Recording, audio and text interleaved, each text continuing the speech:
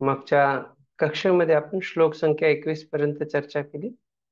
आज श्लोक संख्या 22 पासून पुढे चर्चा करूया. ज्याप्रमाणे मागच्या कक्षेत आपण बघितलं,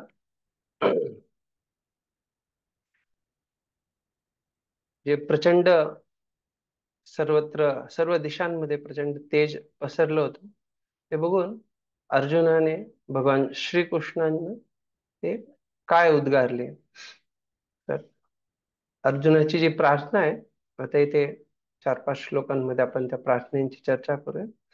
जिथे अर्जुन सुरुवातीला इथे विश्वनाथ चक्रवर्ती ठाकूर सांगतात की तुम्ही आम्हाला भौतिक संसाराच्या दावानला मधून मुक्त करतात, तर ह्या अग्नीची काय गोष्ट.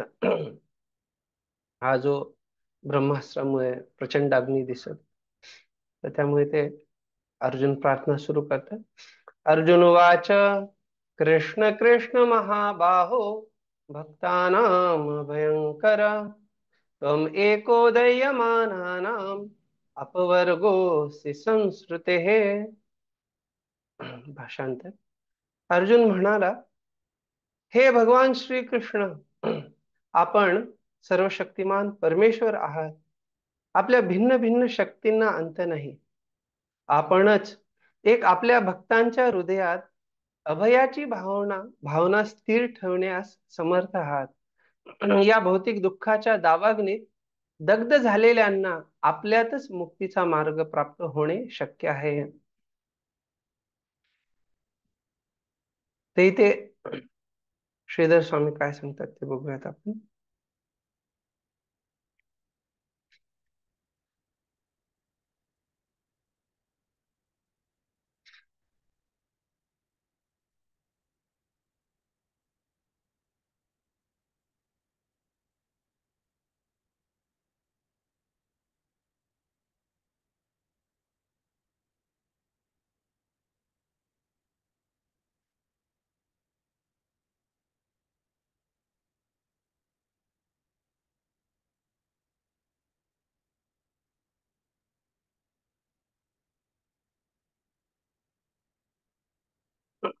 प्रस्तुतम विज्ञापयितुम प्रथम स्तौती.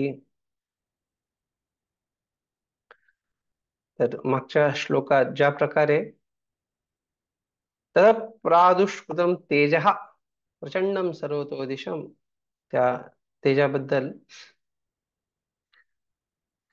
सांगण्यासाठी अर्जुनाने पहिले प्रथमम स्तौती, पहिले भगवंतांची स्तुती केली. कृष्णेती चतुर्भिः, कृष्ण कृष्ण महाभाव महाभाग, या प्रकारे सुरुवात जी आहे. तर इथे ह्या श्लोकापासून 4 श्लोकांनी त्यांनी प्रार्थना केली आहे. संस्कृते हेतु दह्यमाना तस्य अपवर्गोपवर्जयिता नाशक इत्यर्थः.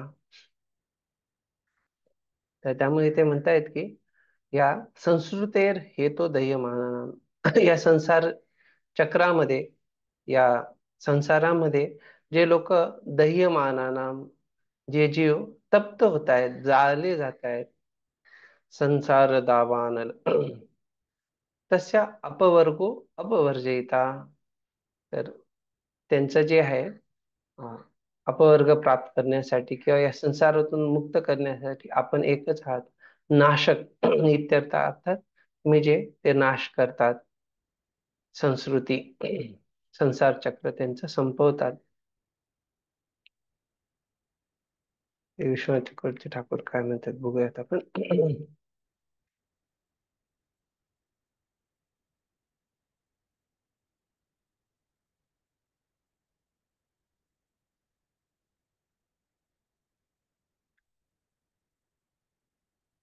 अपवर्गो मोक्ष रूपोसी तेन अस्माकं संस्कृतेः मोक्षमपि दास्यसि किम उतास्मात् अग्नेस्राणम मात्रमिति भावः. अपवर्ग मोक्ष रूपेसी, आता इथे म्हटलेलं आहे की भगवंत तुम्ही जे आहात मोक्ष रूपोसी, किंवा तुम्ही साक्षात जे आहात एक अपवर्गाचे रूप आहात, मोक्ष रूप आहात. आणि तुम्ही काय करता तर या आ, अस्माकं संस्कृतेर मोक्षमपि दास्यसि. तुम्ही ह्या ज्या आहे संसार चक्रातून आम्हाला मोक्ष प्रदान करतात. तर त्यामुळे किम उतास्मत् अग्ने त्राणम स्थानमात्रम इति भाव. तर तुम्ही ह्या अग्नीच्या त्रासातून का आम्हाला मुक्त करणार नाही का? किम, तर या प्रकारे प्रश्न केला आहे. कृपाजींचं तात्पर्य बघूया. कुरुक्षेत्राच्या युद्धात भगवान श्रीकृष्ण आणि अर्जुन हे दोघे एकत्र होते आणि अशा प्रकारे भगवान श्रीकृष्णांच्या दिव्य गुणांविषयी अर्जुनाला जाणीव होती. म्हणून अर्जुनाचे म्हणणे अधिकार पूर्ण आहे. अर्थात या श्लोकामध्ये कशा प्रकारे अर्जुनांना जाणीव आहे भगवंतांच्या दिव्य गुणांची, आणि अर्जुनाचं भगवान श्रीकृष्णांबद्दलचं मंतव्य कसं प्रमाणित आहे ते प्रभुपादजी ते बल देत आहेत.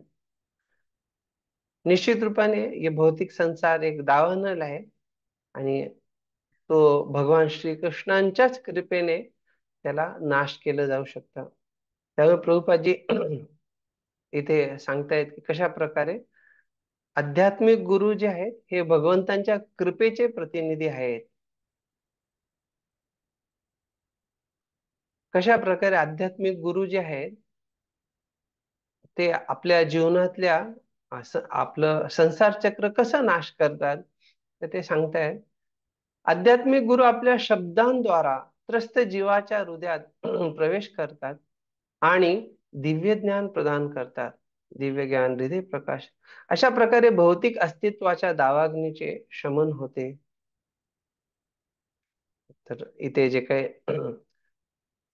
विश्वनाथ चक्रवर्ती ठाकूरांची आपण टीका बघितली, खूप सुंदर टीका. आणि त्याच प्रकारे इथे आध्यात्मिक गुरु कसं ह्या दावाग्नीचा नाश करतात ते गोपालजीने सुंदर रीतीने सांगितले. तर जेव्हा आपण ह्या प्रार्थना बघतोय,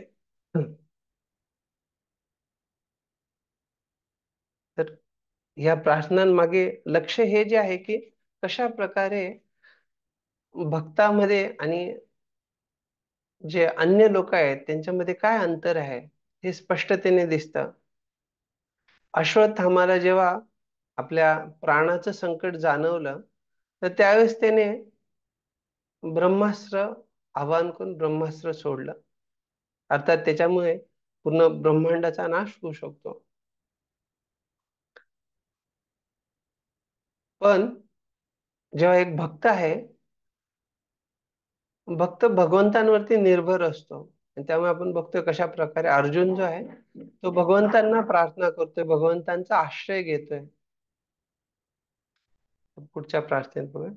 त्वमाद्यः पुरुषः साक्षात् ईश्वरः प्रकृतेः परः मायां व्युदस्य चित् शक्त्या कैवल्ये स्थित आत्मनि. आपण आदिपुरुष आहात. आपण सर्व सृष्टीत आपला विस्तार केला आहे. आपण भौतिक शक्तीच्या पलीकडे आहात. आपल्या अंतरंग शक्तीच्या सामर्थ्याने आपण भौतिक शक्तीचे परिणाम दूर करून टाकले आहेत. आपण शाश्वतरित्या दिव्य ज्ञान आणि आनंदात स्थित आहात. यतस्त्वम ईश्वरा साक्षात कुठं यत प्रकृते परः पुरुषः. अर्जुन म्हणतायत की ईश्वर साक्षात, आपण जे आहात साक्षात ईश्वर आहात. त्यामुळे प्रकृते परः पुरुषः, तुम्ही जे आहात प्रकृतीच्या नियंत्रणाच्या परे, प्रकृतीच्या परे स्थित आहात. यत आद्य कारणम, आणि त्यामुळे तुम्ही जे आहात हे सर्व सृष्टीचे आद्य प्रथम कारण आहात. कारणत्वेपि विकारिताम आह मायां विदस्य अभिभूय कैवल्य रूपे आत्मन्यव स्थित इति. कशा प्रकारे भगवंत जरी आद्य कारणम आदी कारण असले तरी ते मायाम युधस्य अभिभूय कैवल्य रूपे. आता अविकारिता ही म्हटलेलं आहे, त्यांच्यामध्ये कुठलाही विकार होत नाही, अर्थात ते जे आहेत निर्विकार रूपाने राहतात. आणि मायाम युधस्य अभिभूय, ते आपल्या मायाला आपल्या अधीनस्थ करून कैवल्य रूपे आत्मन्यव स्थित, ते कैवल्य रूप आत्म्यामध्येच स्थित राहतात. अर्थात स्वतःमध्येच ते आत्माराम, स्वतःमध्येच ते स्थित असतात. त्यांना भौतिक सृष्टीची वगैरे गरज नाही, त्यांना कुठल्याही बाकी अन्य गोष्टींची गरज नाही.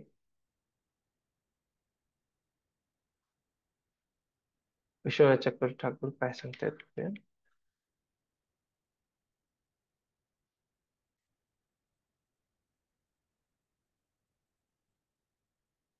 ननु तन् मातुलेयम अहम तत्सम एव मैवम वादिरित्याह त्वमिति.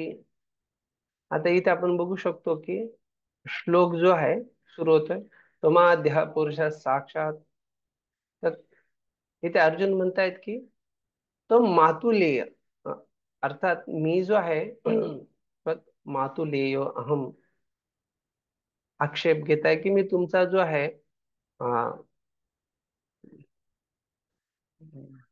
मातुलेयम, अर्थात ते दोन्ही भाऊ आहेत, कजिन ब्रदर्स. आणि त्यामुळे मी त्वत्सम एव, मी तुमच्या बरोबरीचाच आहे.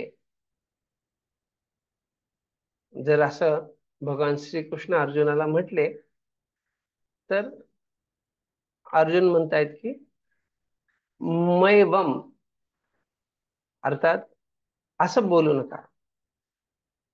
आणि त्यामुळे या श्लोकात ते त्वमिती ह्यानुसार सुरू. ननु त्वम प्रकृते हे पर इति, तुम्ही प्रकृतीच्या परे स्थित आहात.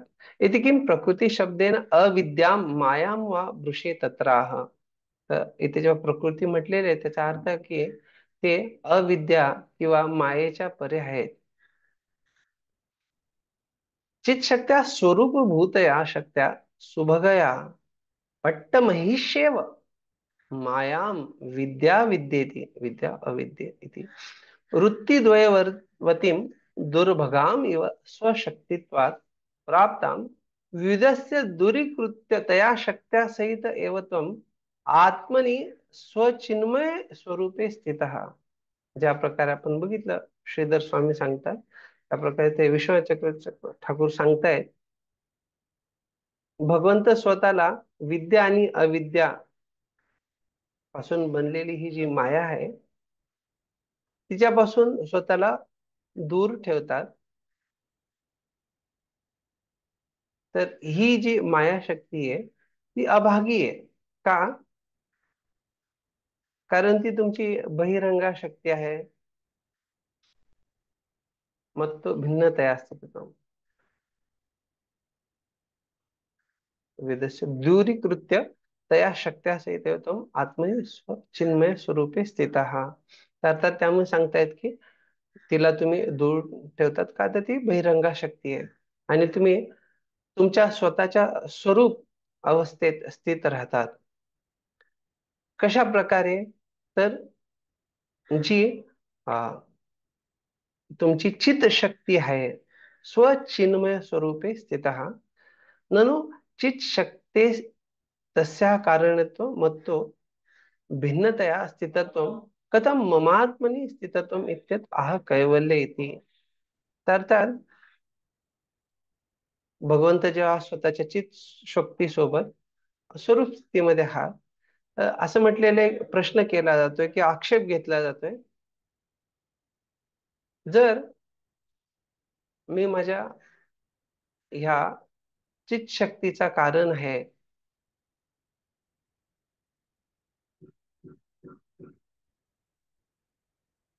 आणि मी त्याचा कारण असल्याने मी त्याच्याहून भिन्न आहे. तर असं कसं म्हटलं जाऊ शकतं की ती चित्शक्ती जी आहे ती, कारण मग तो भिन्नतया स्थितत्वम, मी त्याच्याहून भिन्न स्थित आहे. मग कथम मम आत्मनि स्थितत्वम इत्यत आह. तर तुम्ही असं कसं म्हणू शकता की मम आत्मनि स्थितत्वम, ती माझ्यामध्ये स्थित आहे. तर केवलस्य भावा कैवल्यम तस्मिन् इति तया सहितत्वेपि तव कैवल्यमेव तस्य स्वरूपभूता चिच्छक्तिः सा त्वत्तः सदा अभिन्न एव त्वद्देहेन्द्रिय परिकरादिरूपेण तिष्ठति. परास्य शक्ती बहुधा श्रूयते स्वाभाविकी ज्ञान बल क्रिया चेती श्रुतेः. तर इथे त्यामुळे सांगतायत की जरी ही चित्तशक्ती तुमच्या बरोबर असली तरी ती तुमचंच रूप आहे. का? तर कारण ती तुमची स्वरूप शक्ती आहे. वास्तविकरित्या बघितलं तर तुम्ही तुमच्या आध्यात्मिक रूपामध्ये स्थित असतात. आणि ही जी स्वरूप शक्ती, जी चित शक्ती आहे, हे तुमच्या स्वरूपापासून उद्भूत होते आणि त्यामुळे ती तुमच्याहून अभिन्न आहे. आता ती कशा प्रकारे स्थित आहे तर त्याचं उदाहरण सांगताना तो देहेंद्रिय परिकरादी रूपेण तिष्ठती. अर्थात तुमच्या देह, शरीर, इंद्रिय आणि परिकर, अर्थात जे तुमचे पार्षद अंतरंग भक्त आहेत, ह्या रूपाने ती स्थित आहे. त्यामुळे श्रुतींमध्ये सांगण्यात आले कशा प्रकारे भगवंतांच्या अनेक शक्ती आहेत. ज्ञान बल क्रियाच, ज्यांना ज्ञान, बळ आणि क्रिया ह्या रूपाने जाणल्या जातात. माया तू छायेव स्वरूपत्वात् ज्ञानः ज्ञान गुणमय जगत रूपेण वर्तते इति तत्त्वभेद एव तस्या मायया त्वच्छक्तित्वात् क्वचित् भेदोपिति भिन्ना भिन्न रूपा सा शक्तिरित्यर्थः. मायव शक्तिरेका नान्येति मतं परा तमेव. त्यामुळे ते म्हणतायत की माया जी आहे ती केवळ एक तुमची छायेव, तुमची छाया आहे. आणि ती ह्या भौतिक जगामध्ये भौतिक जगाच्या रूपाने तीन गुणांच्या द्वारे स्थित राहते, जिच्यामध्ये आपण ज्ञानाज्ञान, ज्ञान आणि अज्ञान ह्याही गोष्टी बघू शकतो. का? तर कारण ही तुमच्या स्वरूपापासून उद्भूत होत नाही. त्यामुळे इथे सांगतायत की तो भेद आहे तसं. ही जी मायाशक्ती आहे ही निश्चित रूपाने तुमच्याहून वेगळी आहे. जरी ती तुमची शक्ती असल्याने तुमच्याहून अभिन्न असली तरी क्वचित भेदोपिती भिन्न अभिन्न रूप असा शक्तिरित्यर्थः. तर त्यामुळे ही भिन्न अभिन्न, त्यामुळे ही शक्ती जी आहे ही भिन्नही आहे आणि अभिन्नही आहे. त्यामुळे या श्लोकामध्ये किंवा इथे टीकेमध्ये विश्वनाथ चक्रवर्ती ठाकूर सांगतायत की केवळ माया हीच शक्ती आहे. त्याला इथे मायेव शक्तीर एका, केवळ मायाच एक शक्ती आहे. याला इथे न अन्येती मदम परास्तम एव, या मताला परास्त हरवण्यात आलेला आहे. अर्थात भगवंतांची एक शक्ती नाही, भगवंतांच्या जसं श्लोकामध्ये आपण बघितलं परास्य शक्ती बहुधैव श्रूयते, भगवंतांच्या अनेक शक्ती आहेत आणि श्रुतींमध्ये ज्ञान बल क्रिया हे सर्व दिलेलं आहे.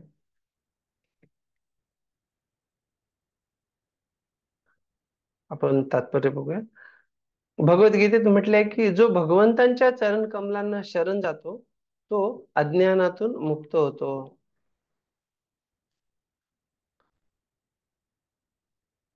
तर अर्थात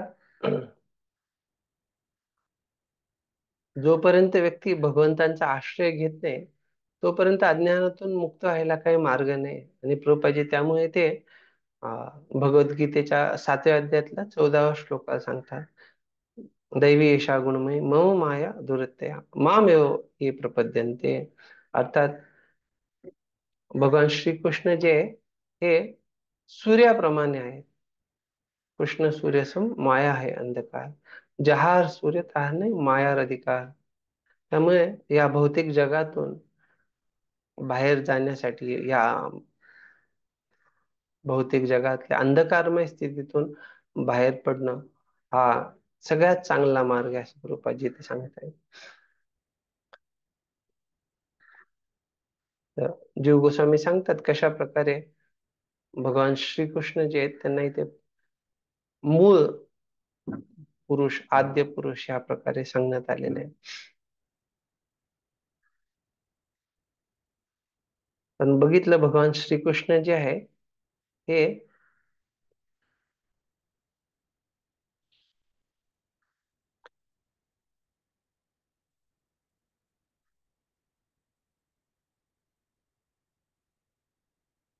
त्याप्रमाणे भौतिक अस्तित्वापलीकडेही असलेले परम भगवंत आनंदमय आहेत, तसेच दिव्य विवेकतांनी पूर्ण आहेत.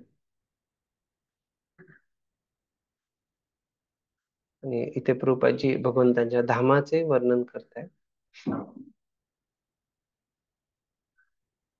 तेथील जगत शक्तींद्वारा अथवा शक्तिमान प्रतिनिधींद्वारा व्यवहृत होत नाही, तर सर्व शक्तीने समृद्ध अशा सर्व शक्तिमानांद्वारा संचलित होत असते. तर तुमच्यापैकी कोणी सांगू शकतं का इथे जे म्हटलेलं आहे की भगवंतांच्या धामात कशा प्रकारे ते कार्यरत होतं? कोणाला समजलं का काय सांगण्यात आले इथे?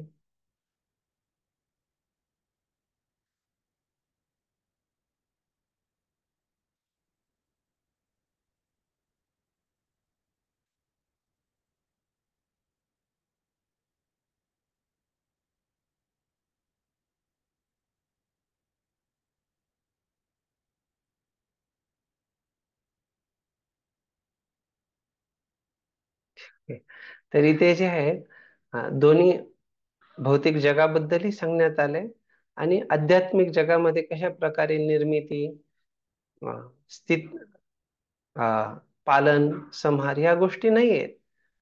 पण भौतिक जगाबद्दल सांगितलं आणि मग भगवंतांच्या धामात जे आहे, या गोष्टी होत नाही. त्याच्यानंतर प्रभुपादजी ते स्पष्टता देत आहे की तेथील जगत शक्तींद्वारा अथवा शक्तिमान प्रतिनिधींद्वारा व्यवहृत होत नाही. तर अर्थात जग कसं चालतं, तर प्रभुपादजी स्पष्टीकरण देत आहे की हे कोणी जे प्रतिनिधी आहेत शक्तिमानाचे, अर्थात शक्तींद्वारे किंवा काही शक्तिमान प्रतिनिधींद्वारे नाही चालत, पण जे सर्व शक्तिमान भगवंत आहेत ते आणि त्यांच्या शक्तींद्वारे चालतं. अर्थात कधी जर कोणाला काही धारणा असेल की नाही हे जगत कोणी देवी देवतांमुळे किंवा अन्य काही धारणा असू शकेल, तर इथे स्पष्टता देत आहे की नाही नाही, ते भगवंतांमुळेच सर्व काही कार्यरत आहे. असं तुम्ही ऐकलं असेल की एक तिनका पण जो आहे गवताचा, तोही भगवंतांच्या इच्छेशिवाय हलू शकत नाही. तर असे जे भगवंत आहेत, तर ते या जगामध्ये का अवतरित होतात, तर ते आपण पुढच्या श्लोकामध्ये चर्चा करणार. स एव जीवलोकस्य माया मोहित चेतसः विदत्से स्वेन वीरेण श्रेप्यो धर्मादिलक्षणम्. श्रेयो धर्मादिलक्षण, ठीक आहे. श्रेयो धर्मादिलक्षण भाषांतर. आणि जरी आपण भौतिक शक्तीच्या सीमेपलीकडे आहात, तरी भ्रमित बद्ध जीवांच्या आत्यंतिक कल्याणासाठी धर्माने लागू केलेल्या 4 मुक्तीच्या तत्वांचा निर्वाह इत्यादी करता. आता भगवंतांच्या स्थितीबद्दल आपण चर्चा केली मागच्या श्लोकामध्ये, कशा प्रकारे प्रकृती परहा, ते प्रकृतीच्या परे आहे, भौतिक शक्तीच्या सीमे पलीकडे आहेत. तरी भ्रमित बद्ध जीवांच्या आत्यंतिक कल्याणासाठी ते धर्म अर्थ काम मोक्ष या गोष्टींचं पालन करतात. ते श्रीधर स्वामी ते सांगताय, त्रिवर्गात दातापि त्वमेव स इति. तर भगवंत जे आहे त्रिवर्गदाता, धर्म अर्थ काम प्रदान करतात. यस्त्वं मायाम अभिभूय स्थिता स एव माया अभिभूतस्य जनस्य धर्मादि फलम उपासिता सन विदच्चे. अर्थात जरी आपण माया अभिभूय स्थिता, तुम्ही मायेला आपल्या अधीनस्थ करून स्थित असले, तरी तुम्ही काय करता? स एव मायाभिभूतस्य जनस्य, जे जीव मायेच्या प्रभावामध्ये आहे, त्यांच्याद्वारे तुम्ही धर्मादि फलम उपासित आहात. अर्थात त्यांच्या उपासनेने तुम्ही प्रसन्न होतात आणि त्यांना हे धर्म अर्थ काम प्रदान करतात.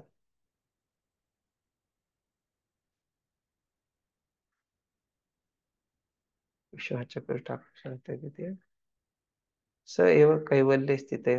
हे भगवंत जे आहे हे कैवल्यमध्ये स्थित असतात. तेवढंच आहे. ठीक आहे. तात्पर्य, पूर्ण पुरुषोत्तम भगवान श्रीकृष्ण आपल्या अकारण कृपेने प्रकृतीच्या 3 गुणांच्या प्रभावाखाली न येता या व्यक्त झालेल्या जगात अवतार घेतात. तर भगवंत जे आहेत जेव्हा या जगामध्ये अवतार घेत आहेत, तर ते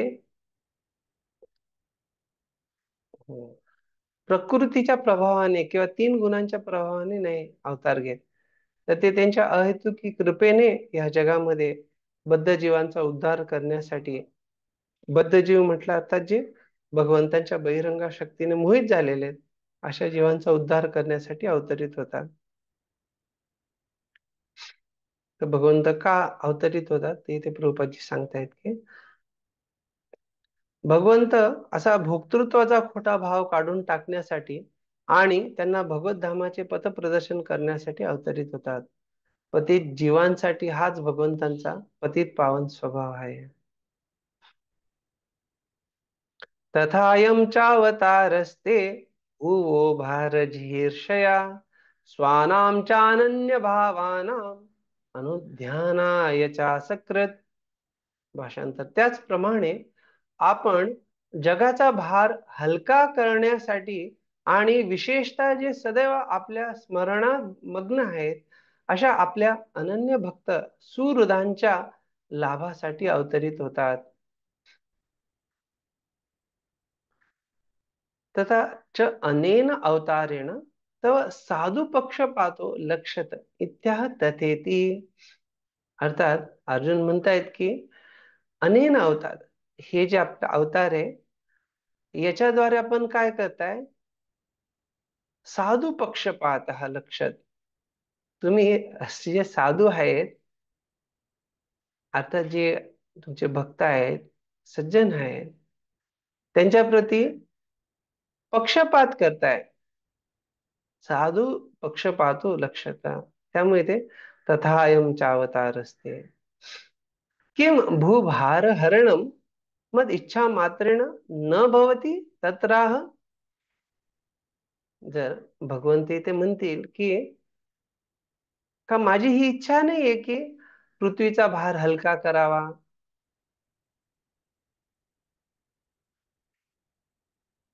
स्वानाम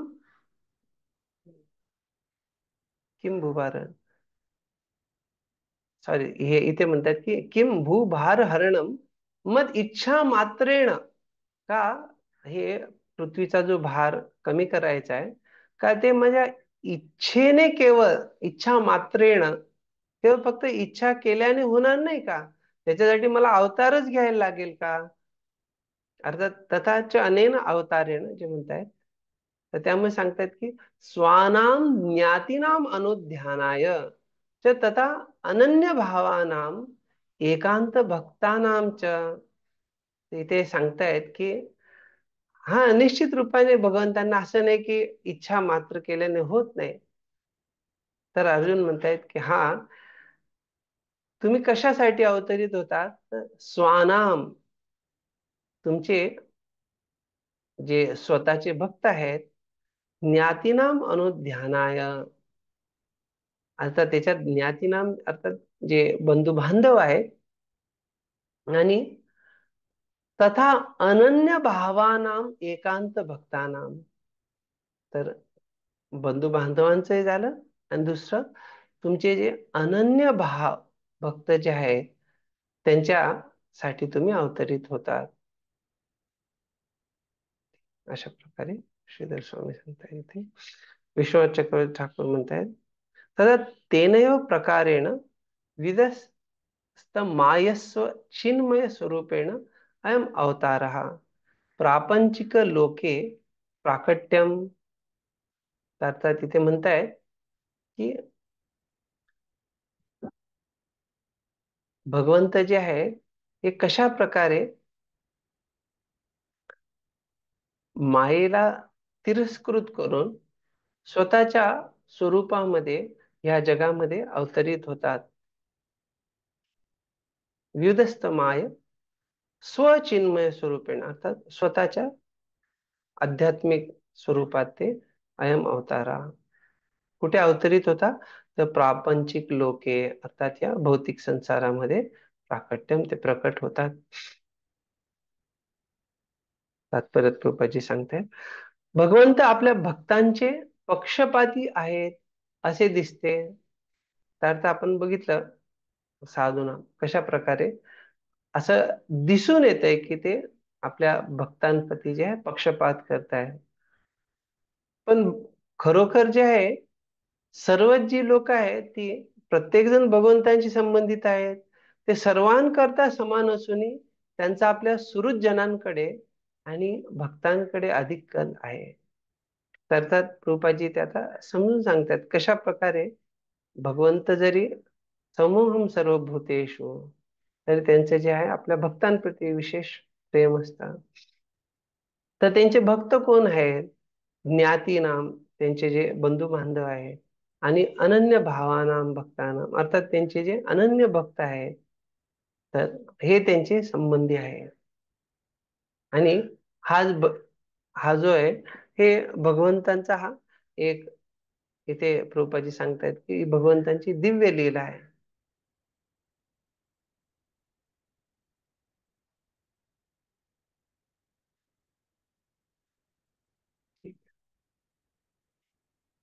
वर सांगितल्याप्रमाणे भगवंत त्रिगुणातीत आहे, आणि त्यांच्या प्रेम भक्तीतील त्यांच्या स्वजनांच्या आणि नात्यांच्या बाबतीत काहीही भौतिक स्वरूपाचे नाही. तर ते सर्व आध्यात्मिक स्तरावर आहे. श्लोक 26, किम इदम स्वित कुतो वेति देव देव न वेद्म्यहम सर्वतो मुखमायाति तेजः परम दारुणम.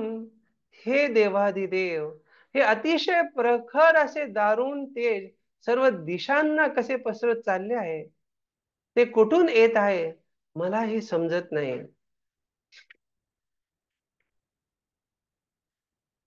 एवं स्तुत्वा प्रस्तुतम विज्ञापयति किमिति. अशा प्रकारे स्तुती केल्यानंतर अर्जुन जे आहे ते त्यांचं जे त्यांना प्रश्न विचारायचा आहे किंवा मंतव्य आहे ते विचारताय, किम आत्मकम इदम कुतो वा आयाती स्वित वितर्के. तर हा जो प्रचंड अग्नी आहे हा कुठून येतोय,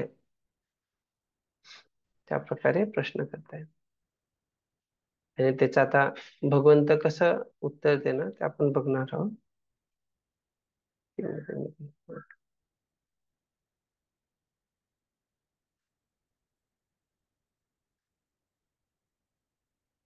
तात्पर्य, भगवंतांसमोर जे काही मांडायचे असेल ते अशा प्रकारे योग्य आदराने प्रार्थनापूर्वक मांडवायला हवे. हाच आदर्श विधी आहे. आणि भगवंतांचा निकट मित्र असूनही अर्जुन सामान्य लोकांच्या प्रबोधनार्थ या विधीचे पालन करीत आहे. तर जेव्हा आपण भगवंतांच्या दर्शनासाठी मंदिरामध्ये या घरात देवाऱ्यासमोर किंवा ज्या ज्या प्रकारे आपण भगवंतांसमोर प्रार्थना अर्पण करायला जातो किंवा दर्शनाला जातोय किंवा काही आपली विनंती आहे, मागणी आहे भगवंतांकडे, तर त्यावेळेस काय करायला पाहिजे? तर प्रभुपादजी अगदी सुंदररीत्याने सांगतायत की जरी अर्जुनाची स्थिती इतकी महान असली तरी अर्जुन श- एक शॉर्टकट किंवा असं नाही करत आहे की ठीक आहे, अरे चल आपला मित्र आहे, हे आपलं काम करून टाक. की ज्या प्रकारे कोणी अगदी विचार करू शकत असेल की हा एवढं काय प्रार्थना वगैरे करायची गरज आहे. पण हे स्वाभाविक आहे भक्तांसाठी. इथे कुठल्याही प्रकारचं अवडंबर किंवा कुठल्याही प्रकारचा खोटेपणा, कपटीपणा नाहीये. भक्तासाठी हा विचार नाहीये की अरे अग्नी वाढत चाललाय आणि मी मेलो तर प्रार्थना करायला जगेल का, किंवा अशा प्रकारचे विचार नाहीयेत. भगवंतांच्या समोर त्याला ही शाश्वतता आहे, त्याला ही निश्चितता आहे की भगवंत मारे कृष्ण राखे के, राखे कृष्ण मारे के. अर्थात भगवंतांना वाचवायचंय तर कुठली दुसरी शक्ती अशी नाही की जी आपला विनाश करू शकेल. तर इथे प्रभुपादजी सांगतायत की जरी भगवंतांचे एवढे निकट मित्र असले तरी ते आपल्या प्रबोधनासाठी, आपल्याला समजण्यासाठी की कशा प्रकारे भगवंतांना आपण आपला मंतव्य मांडलं पाहिजे. पहिले आपण भगवंतांचं स्तुती केली पाहिजे. याच्याबद्दल तुम्ही पहिले शिकलेच असाल भक्तिशास्त्रीमध्ये वगैरे. पण महत्वाचं आहे की आपण निश्चित रूपाने भगवंतांना जे प्रार्थनेचे वेगवेगळे प्रकार आहे, तर एकदम पद्धतशीररित्या प्रार्थना अर्पण केल्या पाहिजे हृदयापासून. श्री भगवानुवाच वेत्थेदं द्रोणपुत्रस्य ब्राह्मम् अस्त्रं प्रदर्शितम् नैवासो वेद संहारम प्राणबाध उपस्थिते. भाषांतर श्री भगवान म्हणाले, मी सांगतो हे द्रोणाचार्यांच्या पुत्राचे कृत्य आहे. त्याने मंत्रोच्चार पूर्वक ब्रह्मास्त्राचा प्रयोग केला आहे, परंतु ते परत कसे घ्यावे हे त्याला माहित नाही. मृत्यू सन्निकट आल्याचे पाहून असहाय्य होऊन त्याने हे कृत्य केले आहे. इदम द्रोणापुत्रस्य ब्राह्मम आश्रम, अर्थात हे द्रोणाचार्यांच्या पुत्राने ब्राह्मम आश्रम ब्रह्मास्त्राचा प्रयोग केला आहे.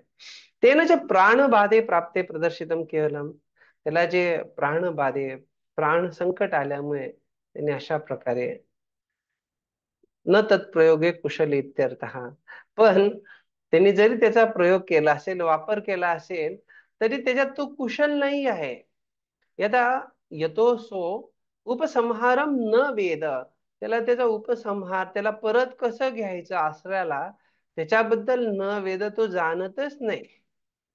एतच्च त्वं तू वेत्त जानासी, पण तू जाणतोस, त्यामुळे तुम्ही त्याचा उपसंहार करू शकता.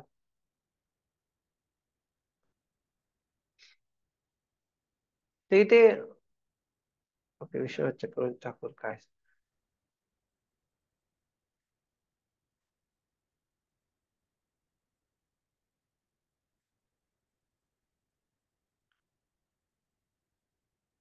प्रदर्शितम इति दृष्टैव किं न परिचिनोषि, किं मां पृच्छसि ते भावः. तरी ते म्हणतायत की तुम्ही ह्या आसराला बघितलंय का, तुम्ही परिचिनोती, तुम्ही याला जाणू शकत नाही, तर मला का विचारताय. किं मां पृच्छसि संहारम अस्योपसंहारम न वेद, तरी कथम एतत् प्रयुक्तवान इत्यत आह प्राणवादयती.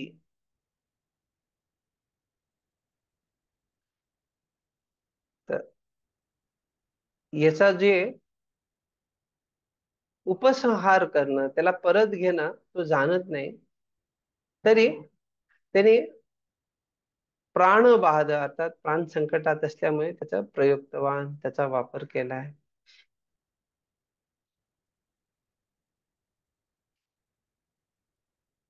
हे प्रभुपादी तात्पर्यात सांगताय. अणुशक्तीचा वापर करून घेतलेल्या आधुनिक अण्वस्त्रासारखेच ब्रह्मास्त्र आहे. अणुशक्ती पूर्णतः इंधन जाळून काम करते. ब्रह्मास्त्रही तसेच कार्य करते. आण्विक जन्नाप्रमाणेच ते असह्य उष्णता निर्माण करते. फरक इतकाच की अणुबॉम्ब हे स्थूल प्रकारचे अस्त्र आहे, तर ब्रह्मास्त्र हे मंत्रांद्वारा संचलित केलेले असते. तिथे प्रभुपादजी खूप सुंदररित्या सांगतायत की स्थूल अस्त्रामध्ये आणि या सूक्ष्म अस्त्रामध्ये काय अंतर आहे. मंत्रोच्चारणाचे सूक्ष्म विज्ञान सुद्धा भौतिकच आहे, परंतु आधुनिक शास्त्रज्ञांना त्याचे ज्ञान झालेले नाही. तर इथे प्रभुपदजी सांगतायत की आधुनिक विज्ञानाद्वारे हे याचं संशोधन झाले नाही आणि ते त्यांना ज्ञात नाहीये.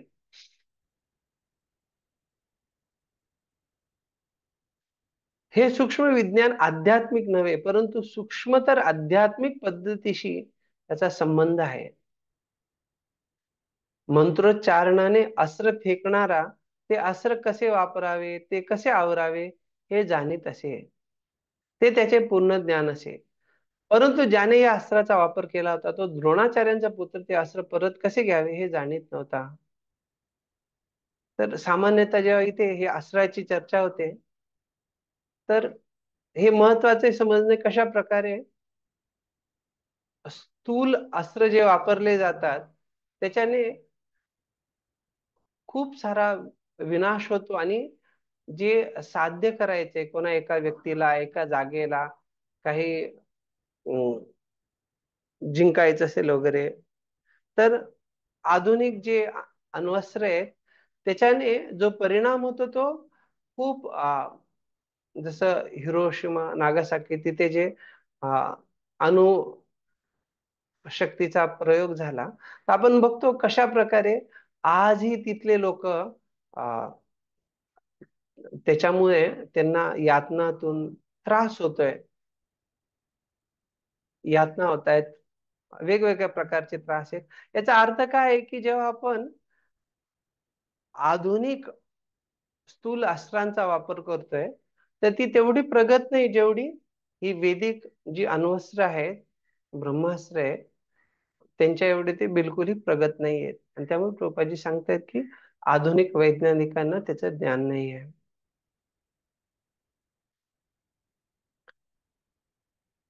तर द्रोणाचार्यांच्या पुत्राद्वारे अश्वत्थामाद्वारे ह्या ब्रह्मास्त्राचा वापर जो आहे त्याचे हे वागणे अयोग्यच नव्हते तर धर्माविरुद्ध होते.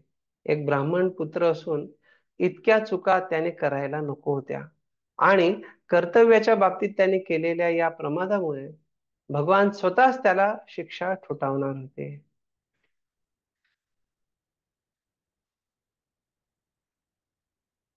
आपण या श्लोकामध्ये बघितलं कशा प्रकारे अर्जुन जो आहे तो जाणतो याला उपसंहार करायला. तर पुढेही याच्याबद्दल चर्चा येईल तेव्हा अजून आपण त्याची विस्तारित चर्चा करू.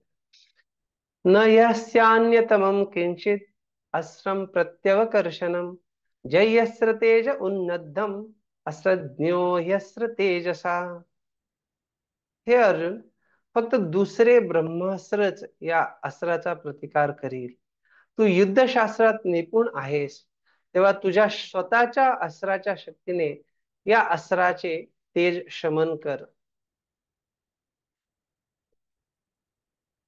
प्रत्यवकर्षणम पुरुषत्वकरम निवर्तकम इत्यर्थः. तर ह्या अस्त्राचं जे तेज आहे त्याला क्षीण करण्यासाठी म्हणतायत की आता तद अस्त्र तेज उन्नतम उत्कटम ब्रह्मास्त्र तेजस जही घातया. तर दुसऱ्या ब्रह्मास्त्राद्वारेच त्याचा तेज जे आहे जही घातया त्याला कमी करता येईल. तत्प्रयुक्तम चास्त्रम तद उपसंहृत्य स्वयं उपशाम्येत यतस तुम अस्त्रज्ञोसी. तर त्यामुळे भगवंत सांगतायत की तुम्ही जे आहे या शास्त्राला चांगल्या प्रकारे जाणतात. त्यामुळे तुम्ही जे याचा उपसंहार करा, उपशाम्येत, तर याचं शमन करा. कशा प्रकारे? तर दुसऱ्या ब्रह्मास्त्राद्वारे.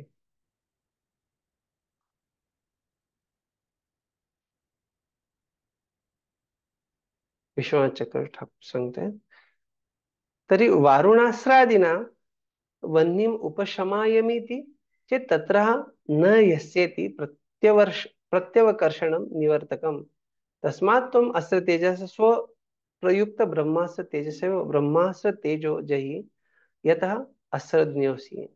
आपण जसं बघितलं की श्रीधर स्वामी सांगतायत त्याच प्रकारे, फक्त याच्यात अजून एक मुद्दा इथे सांगितलाय की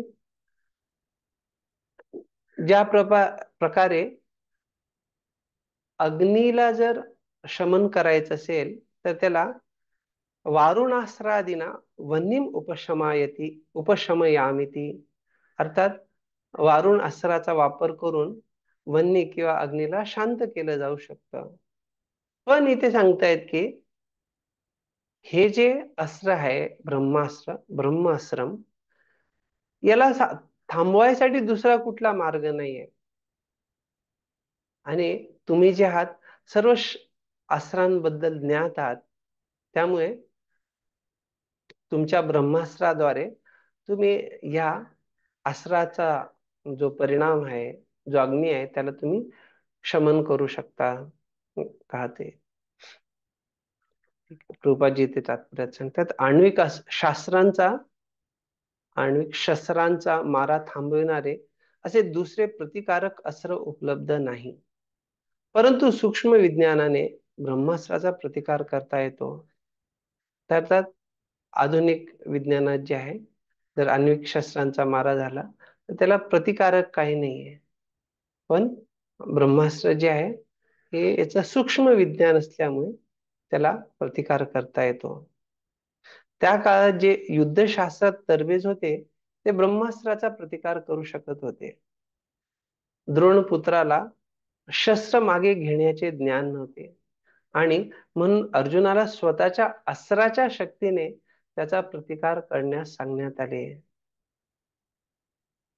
तर आता एक प्रश्न आहे माझा तुम्हाला, की अर्जुनाने जे आहे कुरुक्षेत्राच्या युद्धामध्ये तो सामील होता, तिथेही त्याने अस्त्रशस्त्रांचा वापर केला होता आणि तिथे तर त्याने युद्ध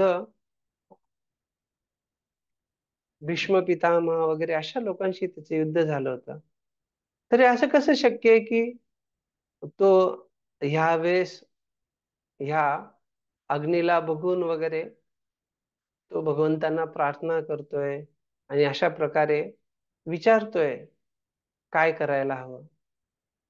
कोण सांगू इच्छित? काय कारण असेल? आणि भगवंत इथे आपण बघितलं की त्याला म्हणतायत की तू तर सर्व अस्त्रांना जाणतोस.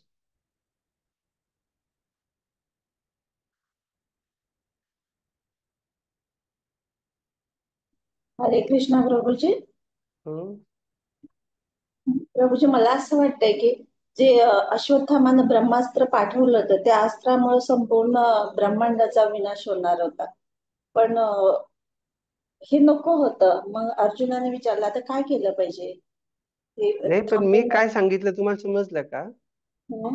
अर्जुनाने याच्या पूर्वी कुरुक्षेत्र युद्धभूमीत युद्ध केलं, तिथे त्याने ब्रह्मास्त्राचा वापर केला.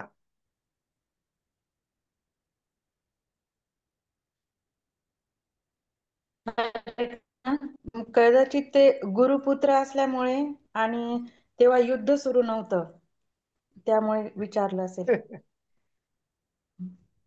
अजून कोणाला काही सांगायचे?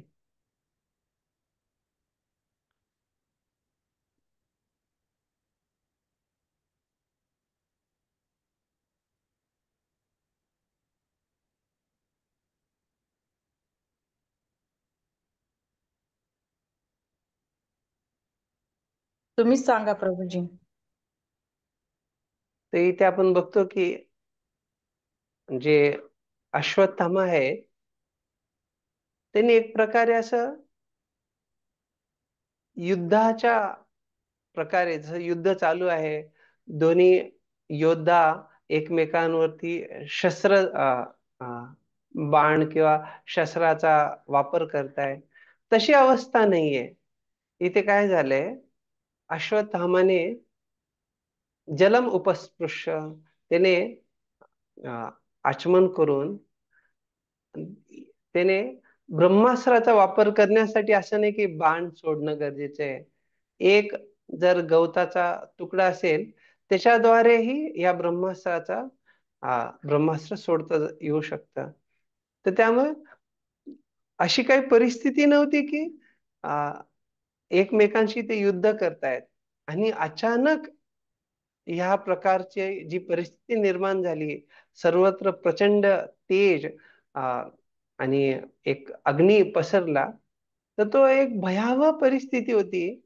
आणि असं नाही की ते लगेच कोणी व्यक्ती समजू शकतं. पण भगवंत जे आहे ते सर्व काही जाणतात. आणि अर्जुनाला ही स्पष्टता आहे की मला माझा जो आश्रय आहे, ते भगवंतांप्रतीच माझा एकमेव आश्रय आहे. आणि त्यामुळे अर्जुनाने स्वाभाविक रीतीने भगवंतांना या प्रार्थना अर्पण केल्या आणि भगवंतांच्या द्वारे ते जाणून त्याच्यानुसार योग्य अ, कार्य केलं. असं नाही की हा, मला वाटतंय हे अस्त्र आहे. जसं आपण बघितलं, विश्वनाथ चक्रवर्ती ठाकूर टीकेमध्ये सांगतायत की अग्नी असेल तर अग्नीचं शमन करण्यासाठी वारुणास्त्र वापरणं. तर काही त्याने अ, तुक्का नाही मारला किंवा त्याने काही असे अ, तर्क करणं ह्या गोष्टी नाही केल्या. तर ही जी विशेषता आहे, आपण परंपरेमध्ये ज्ञान घेतो, परंपरेमध्ये आश्रित राहतो. इथे आपल्याला काय केलं पाहिजे, का केलं पाहिजे, अर्थात जेव्हा आपण अ, आपल्या परंपरेचे आचार्य भगवंतांमध्ये आश्रित असतो, तर आपण त्याच्यात पूर्ण श्रद्धेने त्यांनी जे सांगितलंय त्याला स्वीकार करून कार्य करतो. तर हीच परंपरा पद्धती. आणि त्यामुळे अर्जुनाच्या या उदाहरणाने आपण शिकू शकतो की जरी आपल्याला काही माहित असलं, तरी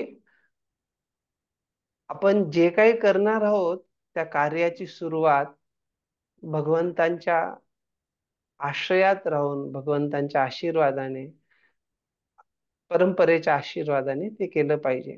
ते खूप महत्वाचे आणि छान शिकवण आहे ते.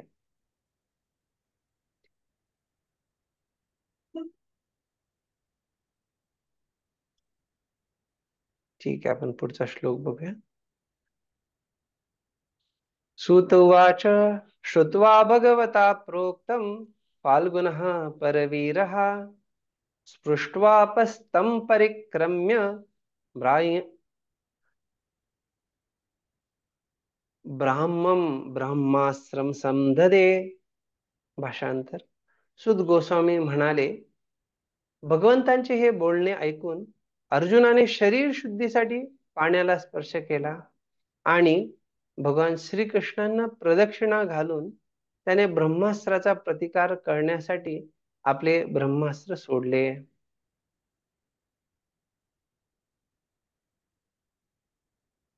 परे शत्रवस्त एव वीरास्तान हन्तीति तथा विधा फाल्गुनोर्जुनोपः स्पृष्टवाच्यम तम श्रीकृष्णं परिक्रम्य प्रदक्षिणीकृत्य ब्राह्माय ब्रह्मास्त्रम निवर्तितुम.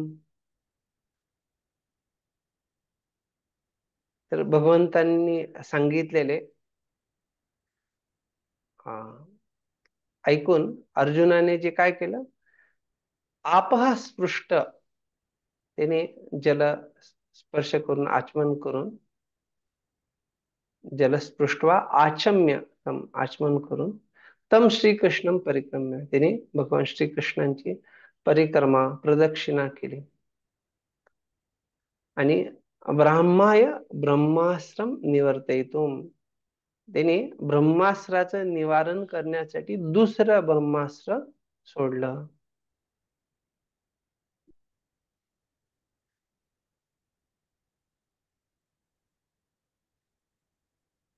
तम श्रीकृष्णम ब्रह्माय ब्रह्मास्मी. ठीक आहे. तात्पर्यामध्ये प्रभुपादजी सांगतात, तात्पर्य तर नाही आहे, आपण पुढचा श्लोक बघूया. संहत्यान्योन्यम उभयो तेजसी शर संवृते आवृत्य रोदसी खंच ववृधातेर्कवन्निवत. जेव्हा त्या दोन्ही अस्त्रांचे तेज एकवटले, तेव्हा सूर्यबिंबासमान दुसऱ्या प्रखर अग्निवलयाने संपूर्ण बाह्य आकाश आणि ब्रह्मांड व्याप्त झाले.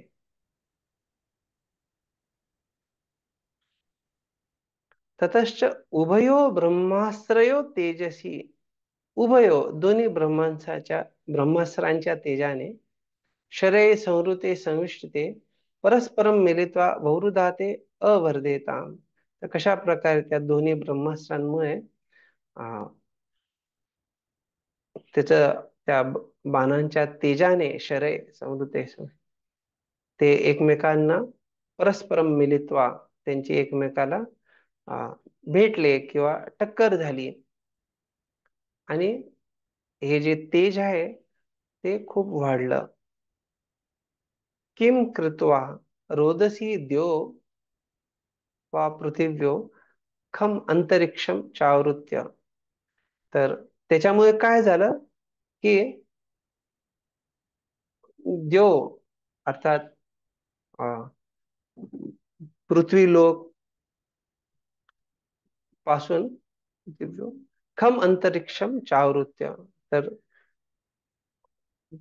पृथ्वी लोकापासून ते खम अंतरिक्षम अर्थात आकाशापर्यंत, तर आपण समजू शकतो स्वर्ग लोकापर्यंत सर्व त्याला जे त्यांनी आवृत्त केलं. कशा प्रकारचं होतं ते, तर यथा प्रलय संकर्ष मुखाग्नी उपरी स्थितो अर्कश्च संहत्य वर्धते तद्वत. तर प्रलय कालाच्या वेळेस, प्रलयाच्या वेळेस ज्या प्रकारे संकर्षण जे आहेत त्यांच्या मुखातून अग्नी निघतो, आणि तो कसा असतो, तो खालच्या बाजून निघतो, ते खाली स्थित असतात, आणि उपरी स्थितो अर्कश्च संहत्य, आणि वरून जे आहे सूर्याचं तेज असतं. तशा प्रकारे दोन्ही बाजूने ते तेज वाढत जात आणि ते खूप तेजोयमान, खूप दग्ध करणार असतं. तद्वत त्या प्रकारे, अर्थात हे जेव्हा दोन ब्रह्मास्त्र आले तर त्यावेळेस अशा प्रकारची परिस्थिती होती.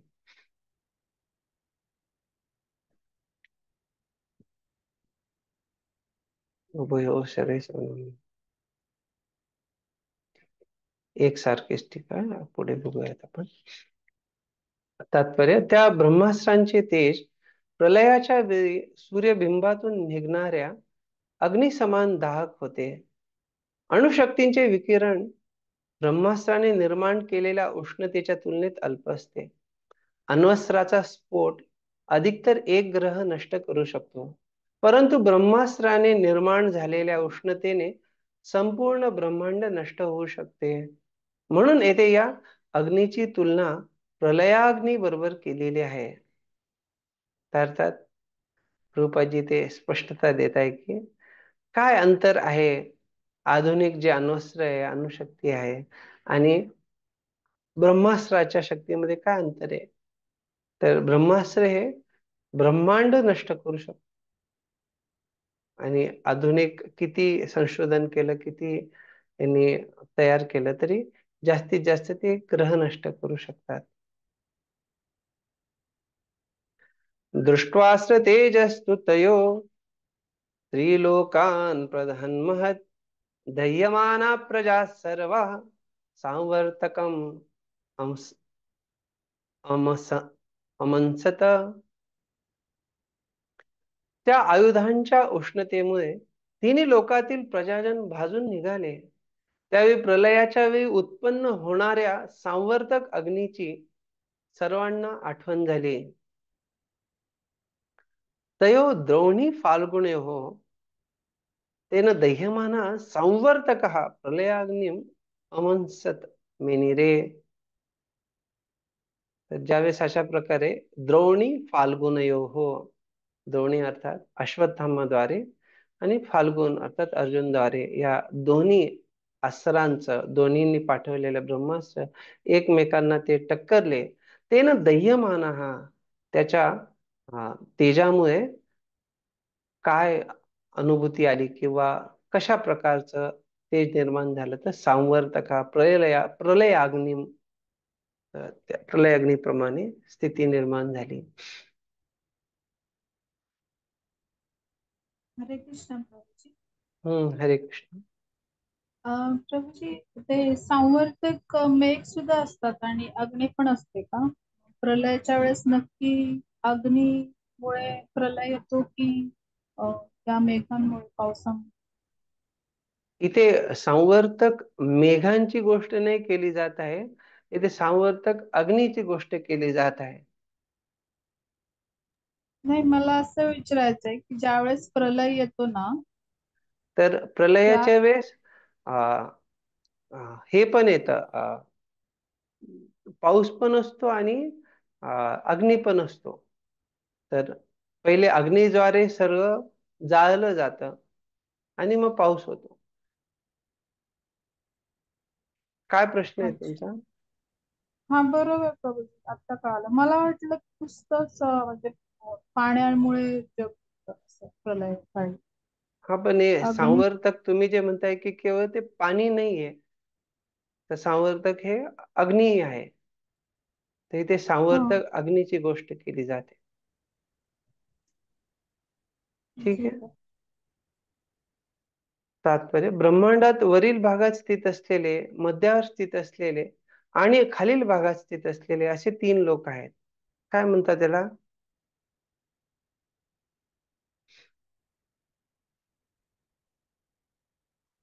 त्रिलोक. ज्यावेळेस चर्चा होते त्रैलोक्य अधिप, तर त्यावेळेस वरची वर स्थित असलेले लोक, मध्ये स्थित असलेले लोक आणि खाली स्थित असलेले लोक,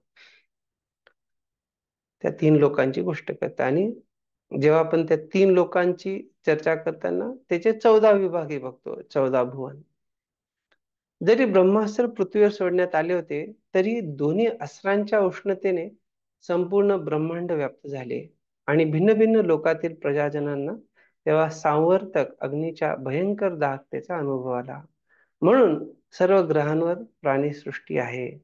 अल्पबुद्धी असणारे भौतिकतावादी समजत समजतात तसे नाही. अर्थात इथे स्पष्टीकरण दिले जाते की बाकीही ग्रहांवरती जीव आहेत, प्राणीसृष्टी आहे. कारण आधुनिक वैज्ञानिक सांगतात की फक्त पृथ्वीवरतीच जीवन आहे. तर हे चुकीचे आहे. प्रोपाजी त्याचं खंडन करता येते. प्रजोपद्रवम आलक्ष्य लोक व्यतिकरम च तम मतं च वासुदेवस्य समजहारार्जुनोद्वयम्. याप्रमाणे प्रजाजनांना होत असलेला उपद्रव व ग्रह लोकांचा सन्निकट आलेला विनाश पाहून श्रीकृष्णांच्या इच्छेप्रमाणे अर्जुनाने ताबडतोब दोन्ही ब्रह्मास्त्रांना आवरून घेतले. तर हाच प्रसंग तुम्ही जर महाभारतातही वाचाल, तर तिथे स्वयं व्यासदेव येतात. ते द्रोणपुत्र अश्वत्थामाला सांगतात की हे काय कार्य केलंस तू, त्या अस्त्राला तू परत घे. पण तो त्या अस्त्राला परत घेण्यात सक्षम नसतो. तर तो मोठा प्रसंगी ते संक्षिप्त मध्ये आपल्याला ते स्पष्टीकरण दिलेलं आहे की कशा प्रकारे अर्जुनाने भगवान श्रीकृष्णांच्या अनुमतीने इच्छेनुसार ते केलं. लोकानाम व्यतिकरम व्यत्ययम नाशम इत्यर्थः. ते साऱ्या लोकांना हे व्यतिकरम त्रासदायक आहे ते जाणून वासुदेवस्य मतम चालक्ष, भगवान श्रीकृष्णांचं मत समजून ब्रह्मास्त्रद्वयम उपसंहृतवान, त्याने दोन्ही ब्रह्मास्त्रांचा उपसंहार केला, त्यांना परत घेतला.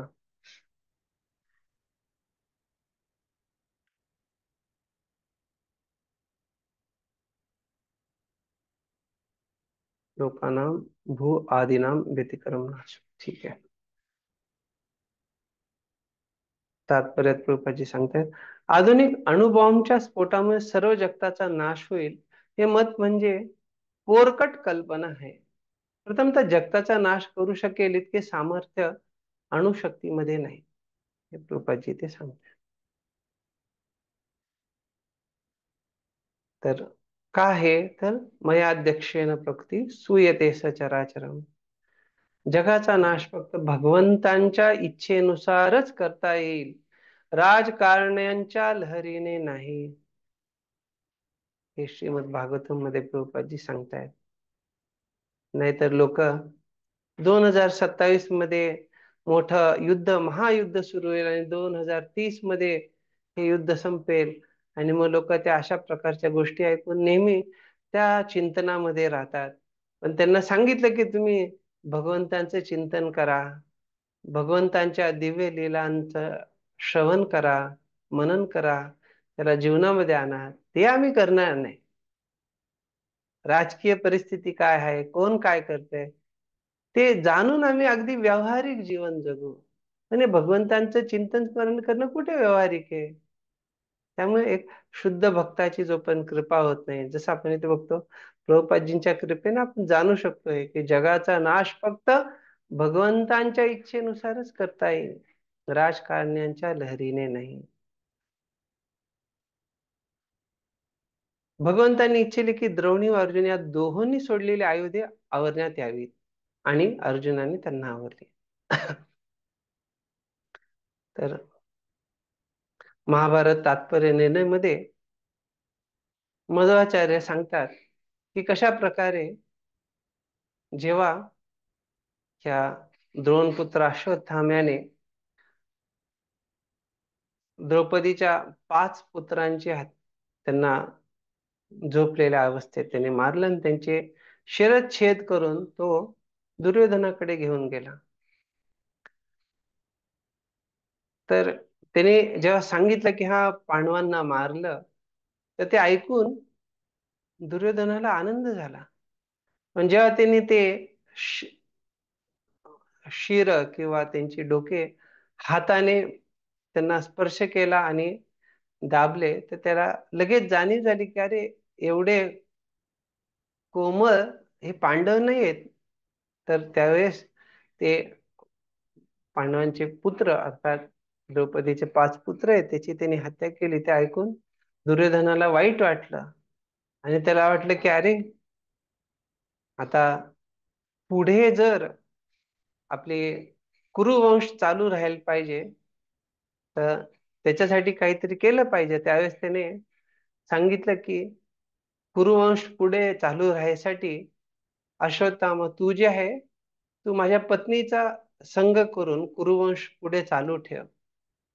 तर अश्वत्थाम्याने ते मनात स्वीकारलं.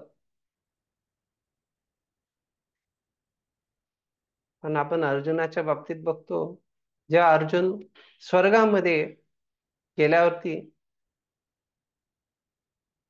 जरी उर्वशीची इच्छा होती आणि तिने जरी सांगितलं की स्वर्गाचे काय नियम आहेत वगैरे, तरी त्याने मनानेही इच्छा केली नाही अशा प्रकारे उर्वशी बरोबर संग करण्याचा. तर अर्जुनामध्ये आणि द्रोणी किंवा अश्वत्थाम्यामध्ये हे जे मोठं अंतर आहे, त्यामुळे मध्वाचार्य सांगतात की त्यामुळे अर्जुन जो आहे या ब्रह्मास्त्रांना तो परत घेऊ शकला, पण अश्वत्थामामध्ये ते सामर्थ्य नव्हतं. तसेच सर्व शक्तिमान भगवंतांचे अनेक प्रतिनिधी आहे आणि त्यांच्या इच्छेला येईल त्याप्रमाणेच कोणीही स्वतःची इच्छा कार्यवाहीत करू शकतो. श्लोक संख्या 33. तत आसाद्य तरसा दारुणम गौतमी सुतम बबंधामर्षताम राक्षः पशुम रशनया यथा. क्रोधाने डोळे लाल झालेल्या अर्जुनाने गौतमीच्या मुलाला कौशल्याने पकडून एखाद्या पशुप्रमाणे दोराने बांधून टाकले. ते इथे म्हटलेले कशा प्रकारे अर्जुनाचे ताम्राक्ष अर्थात क्रोधामुळे त्याचे डोळे जे लाल झालेले.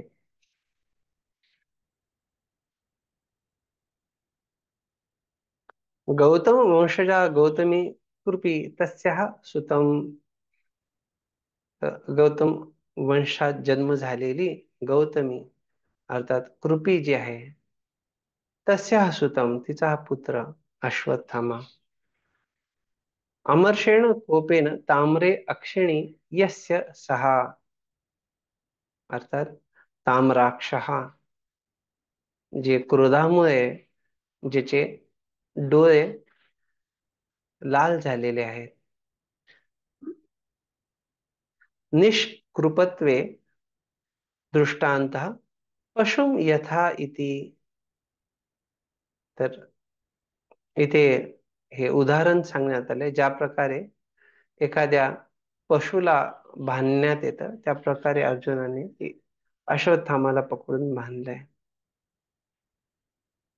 तस्य बंधनम धर्म इत्यत्र दृष्टांता यथा याज्ञिका पशुमिती. तरी ते सांगण्यात आलंय की अशा प्रकारे तस्य बंधनम पशुला जे बांधले जाते ते एक धर्म आहे, किंवा अश्वत्थामाला बांधणं हे एक धर्म आहे. तर याचं उदाहरण काय, तर यथा याज्ञिका पशुमिती, ज्या प्रकारे यज्ञासाठी जो पशु असतो त्याला बांधण्यात येतं आणि त्याची बळी दिली जाते, तर त्या प्रकारे इथे अश्वत्थामाला बांधणं हेही एक धर्म आहे. रशनया रजवा अर्थात दोऱ्याने किंवा रस्सीद्वारा.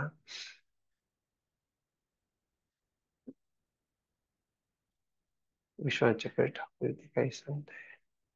गौतम वंशजा गौतमी कृपी तस्या सुतम.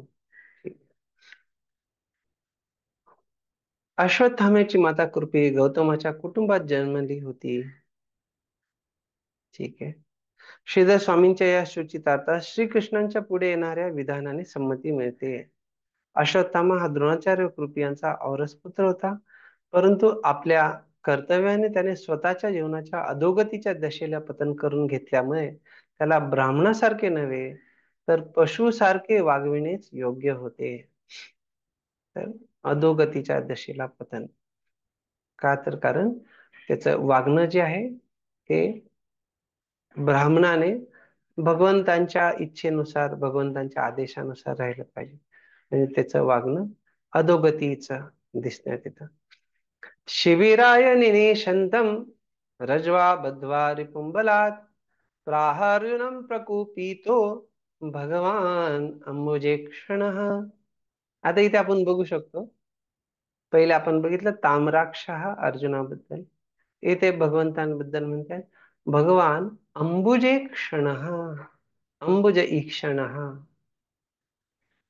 अश्वत्थाम्याला बांधल्यावर अर्जुन त्याला शिबिराकडे नेऊ इच्छित होता, तेव्हा आपल्या कमल नयनांनी पाहत भगवान क्रुद्ध अर्जुनाला म्हणाले, शोक रोषादि युक्तस्यापि अर्जुनस्य धर्मनिष्ठाख्यापनाय श्रीकृष्ण वाक्यम. अर्थात अर्जुन जे शोक रोष आदी जे शोकामुळे क्रोधामुळे आणि अन्य याच्याने युक्त होते, अशा अर्जुनाला धर्मनिष्ठ आख्यापना धर्मनिष्ठेबद्दल प्रवचन देण्यासाठी, शब्द काही सांगण्यासाठी श्रीकृष्ण वाक्यम, तर भगवान श्रीकृष्ण बोलले तदाह षड्भिः शिबिराय राजनिवेशाय नेतुमिच्छन्तम प्रकुपित इवेती. तर इथे भगवंतही क्रोधित झालेले आहेत आणि ते म्हणाले इथे 6 श्लोकांद्वारे षड्भिः शिबिराय राजनिवेशाय नेतुमिच्छन्तम, ते अगदी क्रोधित होऊन कशा प्रकारे इथे अर्जुन जो आहे त्यांना या अश्वत्थामाला जिथे राजनिवेश आहे अर्थात जिथे त्यांचा निवास होता तिथे तो घेऊन जायला इच्छुक होता.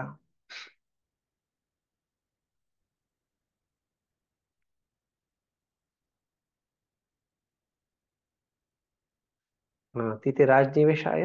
विश्व श्रीमद सुखदेव कृत सिद्धांत प्रदीप मध्ये म्हटलंय, सेना निवास स्थानाय रिपुं निनिशतम नेतुम इच्छन्तमः.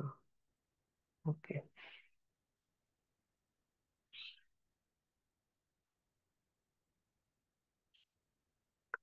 त्या ह्याच्यात आपण बघितलंय कशा प्रकारे षडभी 6 श्लोक श्रीधर स्वामी सांगताय, आणि ते प्रकर्षेणः पंचश्लोकीम अरुणेक्षण इत्यनुक्त्वा अंबुजेक्षण इत्युक्ते बहिरेव प्रकोपित इति गम्यते. जेव्हा या श्लोकामध्ये अंबुजेक्षण म्हटलंय भगवंतांना, तर इत्युक्ते बहिरेव प्रकोपित, बाहेरून भगवंत क्रोधित झाले आहेत, इति गम्यते असं वाटतंय. पण वास्तविक रूपाने ते क्रोधित नाहीये. त्यामुळे अंबुजेक्षण 34-35 श्लोकाची तात्पर्य, ते अर्जुन आणि भगवान श्रीकृष्ण दोघेही रागावलेले असल्याचे वर्णन आहे. परंतु अर्जुनाचे डोळे ताम्राक्ष, भगवंतांचे अंबुजेक्षण, तर ते एका स्तराचा क्रोध नाही सांगतात. भगवंत कसे 3 गुणांच्या परिस्थित आहेत, त्यांचा क्रोध आणि संतोष एकच आहे. तरी भगवंत जरी रागावले, ते ज्याच्यावर रागावतात त्याचे कल्याण होते, ते कोणत्याही स्थितीत बदलत नाही. श्लोक 35. मैनम पार्थ रसी त्रातुम ब्रह्मबंधुम इमं जहि योसो अवनागसः योसो अनागसः सुप्तान अवधीन निशिबालकान. भगवान श्रीकृष्ण म्हणाले, हे अर्जुना, या ब्रह्मबंधूला मुक्त करून त्याच्यावर दया दाखविणे तुला योग्य नाही, कारण त्याने रात्रीच्या वेळी झोपलेल्या निष्पाप बालकांना ठार केलेले आहे. तर आपण इथे संक्षिप्त रीतीने या अध्यायात काय सांगण्यात आलेलं आहे, ते आपण त्याची चर्चा करणार आहोत.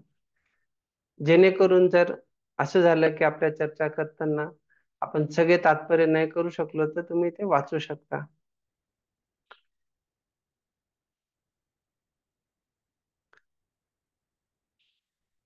तर आपण इथे जे बघतोय, भगवान श्रीकृष्ण जे आहे हे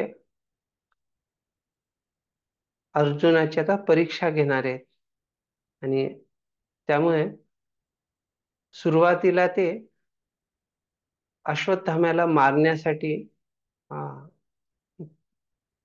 सांगतात की हा ब्रह्मबंधू आहे आणि तुम्ही त्याला मारू शकतात का, तर त्याने झोपलेल्या बालकांना मारलेले आहे. त्याच्यानंतर एक धर्मयुद्धाचे काय नियम असतात, कोणाला मारलं पाहिजे कोणाला नाही मारलं पाहिजे, त्याच्याबद्दल भगवंत सांगतात.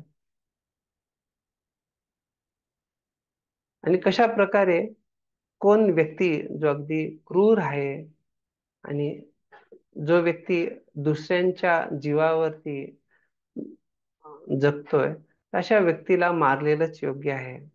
आणि त्याच प्रकारे तुम्ही द्रौपदीलाही हे वचन दिलेले आहे, तर हा तुमच्या परिवारातल्या सदस्यांचा मारणार आहे. त्यांनी त्याच्या स्वामीला दुर्योधनालाही असंतुष्ट केलंय, आणि त्यामुळे तो निश्चित रूपाने त्यांच्या परिवाराचा योग्य सदस्य नाही, त्यामुळे तुम्ही त्याला मारू शकता. तर अशा प्रकारे भगवंत सांगतात आणि अर्जुनाची परीक्षा घेतात. जरी अर्जुनाने ते ऐकलं तरी त्याला ते पटत नाही. त्यामुळे अर्जुन जे आहे अश्वत्थामाला आणून सेनास्थानामध्ये द्रौपदीच्या हवाले करतात, आणि मग तिथून पुढचा प्रसंग सुरू होतो. आपण संक्षिप्तरित्याने ते श्लोक आणि जे भाषांतर ते बघूया. जिथे काही महत्वाचा मुद्दा आहे ते सांगेल ना. तरी ते ब्रह्मबंधू बद्दल कृपाजी सांगतात.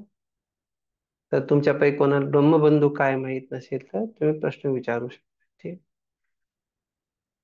जसं मी सांगितलं, भगवंत इथे कोण व्यक्ती आहे ज्यांना मारलं नाही पाहिजे धर्मानुसार, त्याचं या श्लोकात वर्णन आहे. श्लोक संख्या 36. मत्तम प्रमत्तम उन्मत्तम सुप्तम बालम स्त्रियम जडम प्रपन्नम विरथम भीतम न रिपुं हंती धर्मविद. जो धर्माची तत्वे जाणतो, धर्मविद, तो बेसावध, मदमत्त, सुप्त स्थितीतील शरणागत, रथहीन, भ्यालेला असा आपला शत्रू, तसेच स्त्रिया, बालक, वेडा यांना कधीही ठार करीत नाही. तर भगवंत इथे हे तत्व सांगतायत. अशा प्रकारे युद्धात जरी शत्रू असला तरी त्याला कुठल्या अवस्थेत मारलं नाही पाहिजे.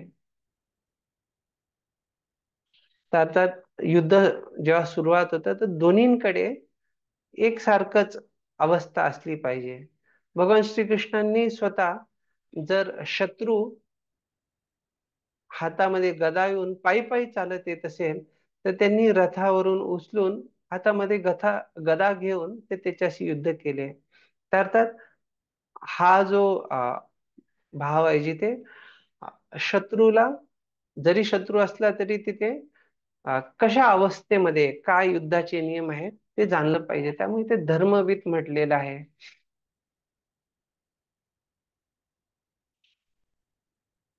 प्रभुपादजी ते तात्पर्य ते काही अन्य गोष्टी सांगतात. धर्मतत्वानुसार झालेली हिंसा तथाकथित अहिंसेपेक्षा अधिक श्रेष्ठ आहे. का तर त्याच्याने त्यांना योग्य गंतव्य प्राप्त होतं. स्वप्राणान यः परप्राणे प्रपुष्णात्यघ्रण खलः तद्वदस्तस्य हि श्रेयो यद्दोषाद्यात्यधः पुमान्. दुसऱ्याच्या जीवनाचा नाश करून जो निर्लज्ज असा क्रूर मनुष्य आपले जीवन पोसतो त्याला त्याच्या कल्याणासाठी ठार केले पाहिजे, अन्यथा तो आपल्या कार्याने अधोगतीस जाईल. जो क्रूरपणे व निर्लज्जपणाने दुसऱ्याचे प्राण खर्चून आपले प्राण पुष्ट करतो त्याला प्राणास प्राण ही शिक्षा आहे.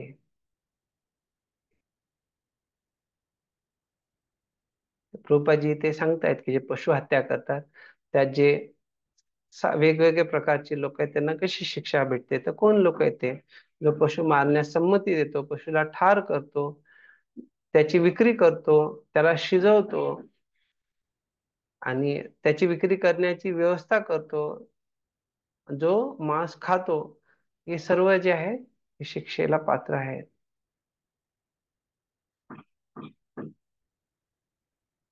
त्यामुळे प्रभुपादजी ते सांगतात कशा प्रकारे मांसाचा पुरवठा करणारे कत्तलखाने देशाला, समाजाला, सामान्य जनांना सोसाव्या लागणाऱ्या भौतिक दुःखाचे भयंकर उगमस्थाने आहेत. आणि त्याच्यामुळे युद्ध, रोग, दुष्काळ अशा परिस्थिती येतात. प्रतिश्रुतं च भवता पांचाल्ये शृण्वतो मम आहरिष्ये शिरस्तस्य यस्ते मानिनी पुत्रः. अर्थात भगवंत सांगतात की मी हे ऐकलं प्रतिश्रुतम च भवता तुझ्याद्वारे की पांचाल्य शृण्वतो, तू पांचालीला, द्रौपदीला हे सांगितलं की मी काय करेल, त्याचं शिर घेऊन येईल. दुसरे असे की तुझे द्रौपदीला दिलेले वचन मी स्वतः ऐकले आहे. तू तिच्यासाठी तिच्या पुत्रांचा वध करणाऱ्याचे शिर हजर करणार आहेस. तदवसो वद्यतां पाप आततायी आत्मबंधुहा भर्तुश्च विप्रियं वीर कृतवान कुलपांसनः. हा मनुष्य घातकी असून तुझ्या कुटुंबियांचा वध करणारा आहे. त्याने आपल्या स्वामीला देखील असंतुष्ट केले आहे. तो आपल्या कुळाचा कुलांगार आहे. त्याला त्वरित ठार कर.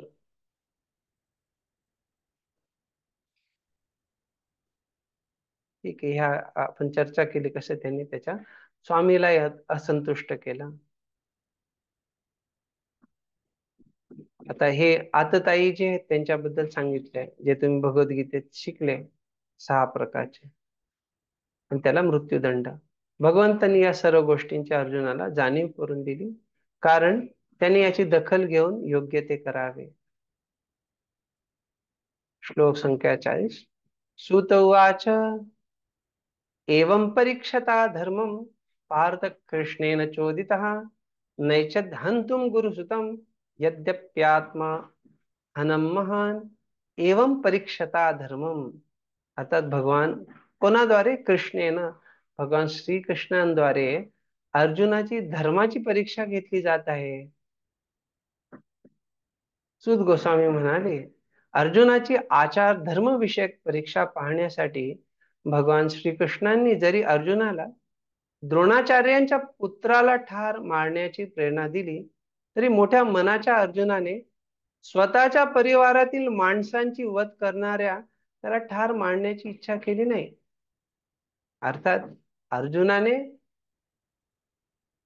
प्राणास प्राण किंवा अन्य प्रकारे त्याला शिक्षा देण्यास काही समस्या नव्हती, कारण साधारण बुद्धीने असा व्यक्ती विचार करू शकतो.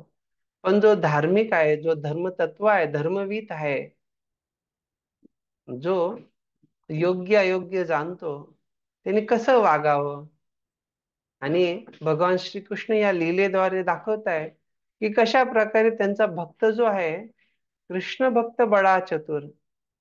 जरी भगवान श्रीकृष्ण म्हटले मार, तर बाह्य दृष्टिकोनातून वाटत असले की भगवंत हे सांगतायत, तरी भगवंतांचं हृदय काय आहे, भगवंत काय इच्छितात, हे त्यांचा चतुर भक्त जाणतो. आणि त्यामुळे अर्जुन जो आहे तो किती हुशारीने त्याला तिथे न मारता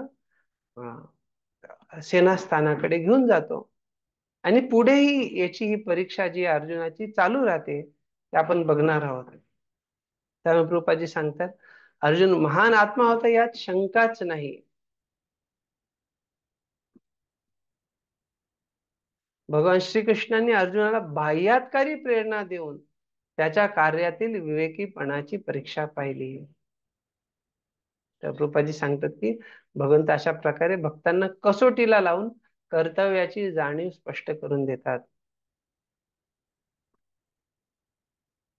त्यानंतर त्यांनी गौरनींची अशी परीक्षा केली होती, प्रल्हाद महाराजांनाही अशी परीक्षा द्यावी लागली. सगळे शुद्ध भक्त भगवंतांच्या कसोटीला उतरत असतात. अथोपेत्य स्वशिबिरं गोविंद प्रिय सारथी न्यवेदयंतम प्रियाय शोचंत्या आत्मजान हतान. त्यानंतर आपला मित्र आणि सारथी भगवान श्रीकृष्णांबरोबर शिबिरात गेल्यावर अर्जुनाने अश्वत्थाम्याला मृतपुत्रांसाठी शोक विवल झालेल्या आपल्या प्रियेच्या स्वाधीन केले. इथे आपण बघतो कशा प्रकारे अर्जुनाने त्याला पशुवत पकडून घेऊन आले आणि द्रौपदीच्या अधीन केलं.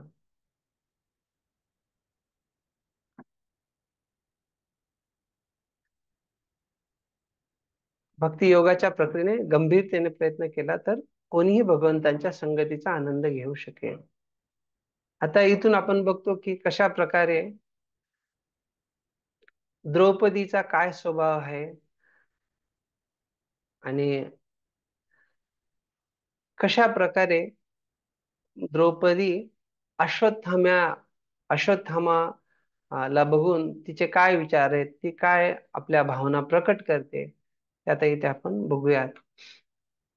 आणि त्याच्याच बरोबर पुढे याची चर्चा आहे की कशा प्रकारे जरी तिचे पुत्र मारले गेले तरी अश्वत्थामाला मारलं न जावं यासाठी ती काय सांगते, त्याची आपण चर्चा करणार आहोत.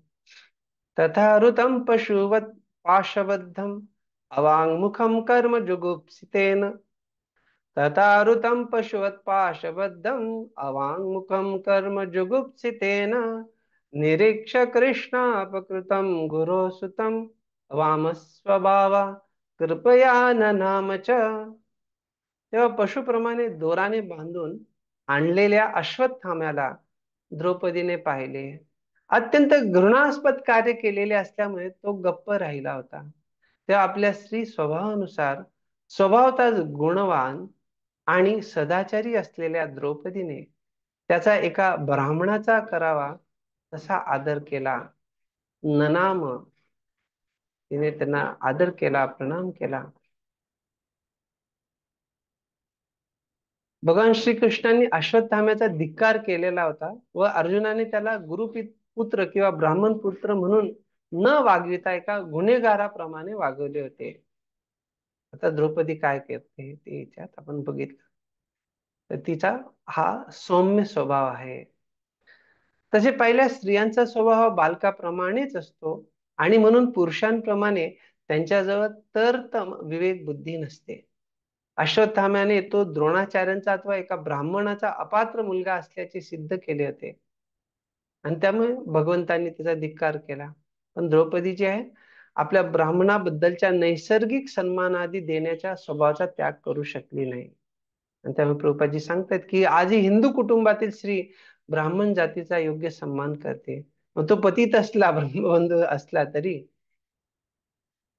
परंतु पुरुष मात्र ब्राह्मण कुळात जन्मलेल्या आणि शूद्रापेक्षा हीन कर्म असलेल्या अशा ब्रह्मबंधूंचा विरोध करू लागले आहेत.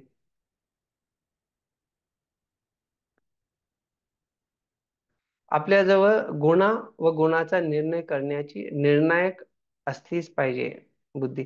आपण स्त्रीच्या सुशील स्वभावाचे अनुकरण करून जे यथार्थ नाही त्याचाही स्वीकार करू नये. एका सुशील स्त्रीने अश्वत्थाम्याचा आदर केला आहे, याचा अर्थ तो खरोखर ब्राह्मण आहे असा होत नाही. तर इथे द्रौपदीचा वाम स्वभाव, सुशीलता ते आदर्श आहे. पण याचा अर्थ नाही की अश्वत्थाम्याचा तो ब्राह्मण आहे किंवा त्याची योग्यता आहे, तो त्याच्या स्तरावरून तो ब्रह्मबंधू झालाय, त्याचं अधोपतन झालंय. श्लोक संख्या 43. उवाच च सहन्त्यस्य बंधनानयनं सती मुच्यतामुच्यतामेष ब्राह्मणो नितरां गुरुः. मुच्यतामुच्यताम एष, एष ब्राह्मण. अरे हा ब्राह्मण, याला सोडा सोडा. नितराम गुरु, अश्वत्थामाला दोराने बांधून आणलेले तिला सहन झाले नाही आणि ती सती म्हणाली त्याला सोडून द्या, तो ब्राह्मण व आमचा गुरु आहे. तिला ते सहन झाले नाही. प्रभुपादजी सांगतात त्याला ब्राह्मणाच्या उच्च पदावरून च्युत समजणे काही गैर नव्हते त्याच्या वागण्यामुळे जे आहे, आणि रूढ म्हणून. परंतु द्रौपदी सारख्या सती स्त्रीचा तो शास्त्र दृष्टीपेक्षा रूढीच्या दृष्टीने विचार झाला. तर तिचा जो दृष्टिकोन आहे तो रूढी परंपरेनुसार दृष्टिकोन आहे, त्यामुळे तिने त्याला सोडण्यास सांगितलं. आणि प्रभुपादजी ते भक्ताबद्दल विशेषतः सांगतायत. कशा प्रकारे? याचा अर्थ असा की भगवंतांचा भक्त व्यक्तिशः सर्व प्रकारच्या हालअपेष्टा सहन करतो, परंतु दुसऱ्यांसाठी इतकेच काय, पण शत्रूसाठी सुद्धा निष्ठुर असत नाही. भगवंतांच्या शुद्ध भक्ताचा हा स्वाभाविक गुण आहे. अर्थात अशा प्रकारे आपल्या वैयक्तिक जीवनामध्ये आपण किती सहन केलं पाहिजे, तर आपल्याला जोपर्यंत सहनशीलता आहे तोपर्यंत आपण सहन केलं पाहिजे. पण जेव्हा ते सहन क्षमतेच्या बाहेर जाईल तेव्हा आपण ते स्पष्ट करून सांगितलं पाहिजे. आपण एकदा दोनदा अनेकदा सांगितल्यावरती होत नसेल तर जर आपण काही त्याच्यावरती प्रतिक्रिया देत आहोत तर ते स्वाभाविक रीतीने त्या प्रतिक्रिया स्वीकार करायला लागतील. का? तर कारण आपली जी सहनशीलता आहे ते आपण स्पष्टता दिलेली आहे की हा, आपल्या सहनशीलतेनुसार आपण एवढं हालअपेष्टा सहन केल्या, पण याच्या पलीकडे सहन करू शकतो का नाही. तर आपण त्या प्रकारे आपले जे वरिष्ठ आहेत, आपले जे अधिकारी आहेत मंदिराचे किंवा आपले गुरुजन आहेत, त्यांना हे स्पष्ट करणं गरजेचं आहे. आणि त्याच्यानंतरही ते काही करत नसतील तर ते आपण जेवढं शक्य तेवढं सहन करायचं. बाकी जे आहे, आपण काही प्रतिक्रिया दिली तरी ते आपल्या हातात नाहीये. का? तर कारण आपल्या क्षमतेनुसार आपण तेवढं सहन केला, प्रयत्न केला पाहिजे. पण तेवढी जे आपण त्या शुद्ध भक्तीच्या तेवढ्या स्तरावर नसेल तर निश्चित रूपाने काय आहे की आपण तेव्हा प्रतिक्रिया करणार. पण आपण इथे बघतो की प्रभुपादजी द्रौपदी जी भगवंतांची शुद्ध भक्त आहे त्यांच्या बाबतीत सांगतात की त्यांची सहनशीलता याचा स्तर खूप उच्च आहे. अर्थात त्यामुळेच ते शुद्ध भक्त आहेत आणि त्यामुळे भगवंतांच्या शुद्ध भक्ताचा हा स्वाभाविक गुण आहे. तर आपणही शुद्ध भक्तीसाठी प्रयत्न केला पाहिजे. पण गरज नाही की आपण अशा प्रकारे अशा अवस्थेत असणं की ज्याच्यामुळे आपली चेतना योग्य राहणार नाही. आपल्याला भक्ती मार्गामध्ये पुढे जायचंय तर निश्चित रूपाने जेव्हा अशी काही परिस्थिती येईल की आपण सहन करू शकत नाही, तर आपल्या अधिकाऱ्यांना हे निवेदन केलं पाहिजे, सांगितलं पाहिजे. सरहस्यो धनुर्वेदः सविसर्गोपसंयमः अस्त्रग्रामश्च भवता शिक्षितो यद अनुग्रहात्. सरहस्यो धनुर्वेदः. तर आता इथे सांगतात कशा प्रकारे द्रोणाचार्यांच्या कृपेमुळेच तुम्ही सर्व प्रकारच्या अस्त्रशस्त्रांचे संधान करण्याच्या आणि त्यांचे नियंत्रण करण्याच्या रहस्यपूर्ण धनुर्विद्येचे ज्ञान प्राप्त केलेले आहे. तर सर्व पांडवांनी अशा प्रकारे द्रोणाचार्यांद्वारे हे शिकले ते. तर प्रभुपादजी ते विस्तारित रूपाने सांगतायत कशा प्रकारे स्थूल युद्ध तंत्र हे जड आयुधांवर अवलंबून आहे, परंतु वैदिक मंत्रांनी पूर्ण असे शरानुसंधानाचे तंत्र त्याहून सूक्ष्मतर आहे. इथे सांगतायत रामायणामध्ये म्हटले की प्रभू रामचंद्रांचे पिता दशरथ हे कसे होते, अं, ऐकून ध्वनी ऐकून जे आहे ते बाण चालू शकत होते. अर्थात आजच्या युद्धात वापरल्या जाणाऱ्या भौतिक स्थूल आयुधांपेक्षा हे खोल युद्धशास्त्र आहे. द्रोणाचार्यांच्या अनुपस्थित त्यांचा पुत्र त्यांचा प्रतिनिधी आहे, हा सरळ मनाच्या द्रौपदीचा विचार होता. त्यामुळे ती अशा प्रकारे म्हणते, स एष भगवान द्रोण प्रजारूपेण वर्तते तस्यात्मनोर्धम पत्न्यास्ते नानुगात विरसुः कृपी. तर आता इथे जे आहे द्रौपदी द्वारा कशा प्रकारे मागच्या श्लोकामध्ये, कारण पांडवांनी द्रोणाचार्यांद्वारे सर्व शस्त्रास्त्र विद्या वगैरे आत्मसात केली सहरहस्यम, तर ते कशा प्रकारे ते न्यायपूर्वक आहे ते सांगितले. आता या श्लोकामध्ये द्रौपदीद्वारे ती कशी एक कृपेच्या दृष्टिकोनातून किंवा त्यांच्यावरती आपली करुणामय दृष्टिकोन ठेवून सांगत आहे. का तर इथे कृपी जी आहे द्रोणाचार्याची पत्नी अश्वत्थाम्याची आई, ती अजून जिवंत आहे. ती का सती गेली नाही, तर कारण द्रोणाचार्य त्यांच्या प्रतिनिधी रूपाने अश्वत्थामाच्या रूपाने आहेत, त्यामुळे ती सती गेली नाहीये. ते हे सगळं प्रभुपादजी ते समजत आहेत.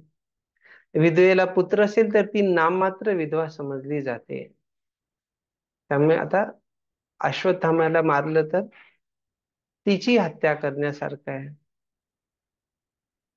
तद्धर्मज्ञ महाभाग भवद्भिर गौरवम कुलम रुजिनम नारती प्राप्तुम पूज्यम वंद्यम अभिक्षणशः. अहो भाग्यवान, तुम्ही धर्मज्ञ आहात. नेहमीच आदरणीय व पूजनीय नामांकित कुळातील माणसांना दुःख देणे तुम्हाला उचित नाही.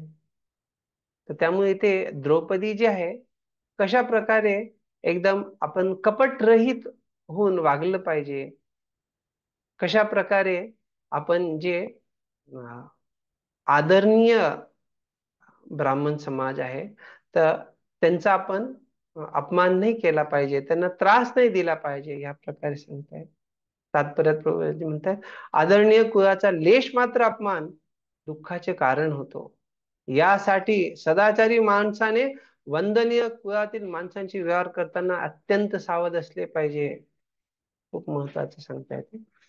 मारोदिदस्य जननी गौतमी पतिदेवता यथाहमृतवत्सार्थ रोदिम्य श्रुमुखी मुहुः. हे स्वामी, द्रोणाचार्यांच्या पत्नीला माझ्याप्रमाणे रडण्यास लावू नका. माझ्या मुलांच्या मृत्यू खातर मी दुःखी आहे. माझ्याप्रमाणे ती एकसारखी रडत राहू नये. अर्थात माझ्याप्रमाणे, अर्थात माझं आणि तिचं दुःख एकसारखं नको व्हायला. अर्थात मी जाणीव करते, मला जेव्हा पुत्र वियोग होतोय तर मला जे दुःख होतंय ते तिला व्हायला नको. तर त्यामुळे एक जे स्त्रीच्या नाते ती समदृष्टिकोनातून बघते. त्यामुळे प्रभुपादांच्या सहानुभूती बाळगणारी एक चांगली स्त्री असल्यामुळे द्रौपदी द्रोणाचार्यांच्या पत्नीला पुत्रहीन अवस्थेत पाहण्याची इच्छा नव्हती. यैकोपितं ब्रह्मकुलं राजन्ये अजितात्मभिः तत्कुलम प्रदहत्याशु सानुबंधम शुचार्पितम. जर सत्ता चालवणारे राजे लोक इंद्रियांवर नियंत्रण न ठेवता ब्राह्मण कुलांना अपमानित करून त्यांच्या क्रोधाला कारण होतील, तर त्यांचा क्रोधाग्नी राजांच्या कुळांचा समुदाय जाळून टाकेल आणि सर्वांवर दुःख कोसळेल.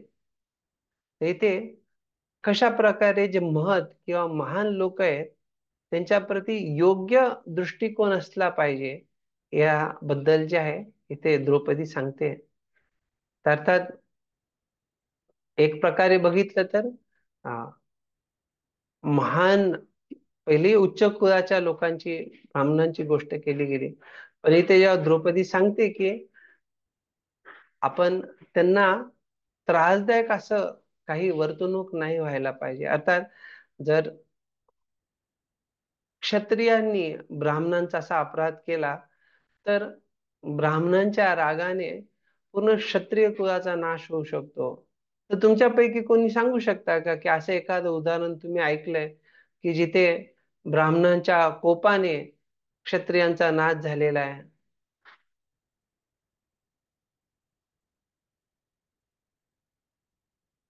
हरे कृष्ण प्रभूजी. हम्म. परशुरामजी आणि कर्ण. हा, तर त्याच प्रकारे आपण बघू शकतो की वेण जो होता, वेणालाही ब्राह्मण कुपित झाले. त्यांचा एक हुंकार जे आहे त्या हुंकाराने तो नाश झाला, किंवा असे अन्य जे आहे खूप सारे उदाहरण आहे. तर त्यामुळे असा प्रकोप होऊ नये याबद्दल द्रौपदी सांगते. तर सानुबंध अर्थात तिथे त्यांचे जे पार्षद आहेत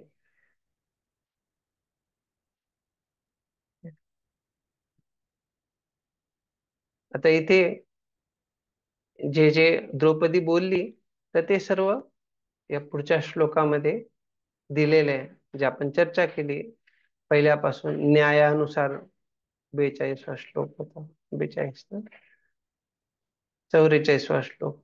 आता 44, 45 प्रत्येक श्लोकामध्ये द्रौपदीने ह्या गुणांना दर्शवलं. 45व्या श्लोकामध्ये सकरुणम, 46व्या श्लोकामध्ये निर्वेलिकम, 47व्या श्लोकामध्ये समम आणि 48व्या श्लोकामध्ये हे महत. अशा प्रकारे धर्म्यम सुतवाच, धर्म्यम न्यायम सकरुणम निर्व्यलिकम समम महत, राजा धर्मसुतो राज्ञेयः प्रत्यनंदत वचो द्विजः.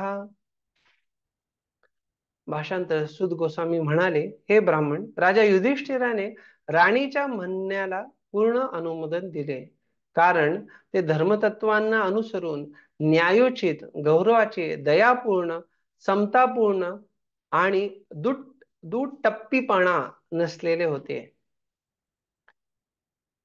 तात्पर्य, अर्जुनाने अश्वत्थामाला सोडून द्यावे या द्रौपदीच्या म्हणण्याला धर्मसूत युधिष्ठिर महाराजांनी पूर्ण अनुमोदन दिले. नकुलः सदेवश्च युधानो धनंजयः भगवान देवकी पुत्रो ये चान्ये याश्च योषितः. नकुल, सहदेव, सात्यकी, अर्जुन तसेच भगवान श्रीकृष्ण आणि स्त्रियांसहित इतर अशा सर्वांनी एकमताने राजाच्या म्हणण्याला सहमती दिली.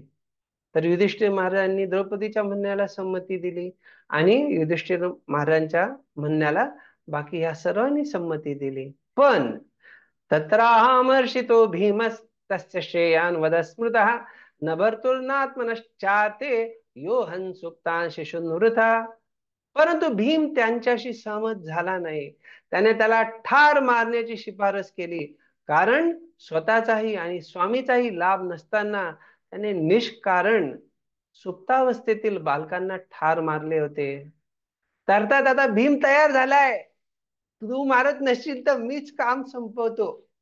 तर आता इथे त्यामुळे खूप सुंदररित्या पुढच्या श्लोकात दिसतं, निशम्य भीम गदितम द्रौपद्याश्च चतुर्भुजा आलोक्य वदनम सख्यु इदम आह हसनिव.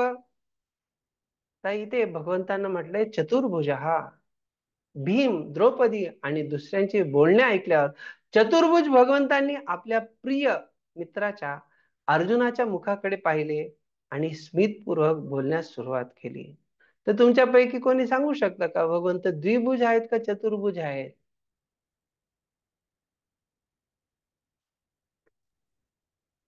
इथे हरे कृष्ण. चतुर्भुज म्हटले. हा बोला. द्विभुज आहेत प्रभूजी भगवंत. शाश्वत रूप त्यांचं द्विभुजच आहे ना. मग कस काय चतुर्भुज सांगता येते?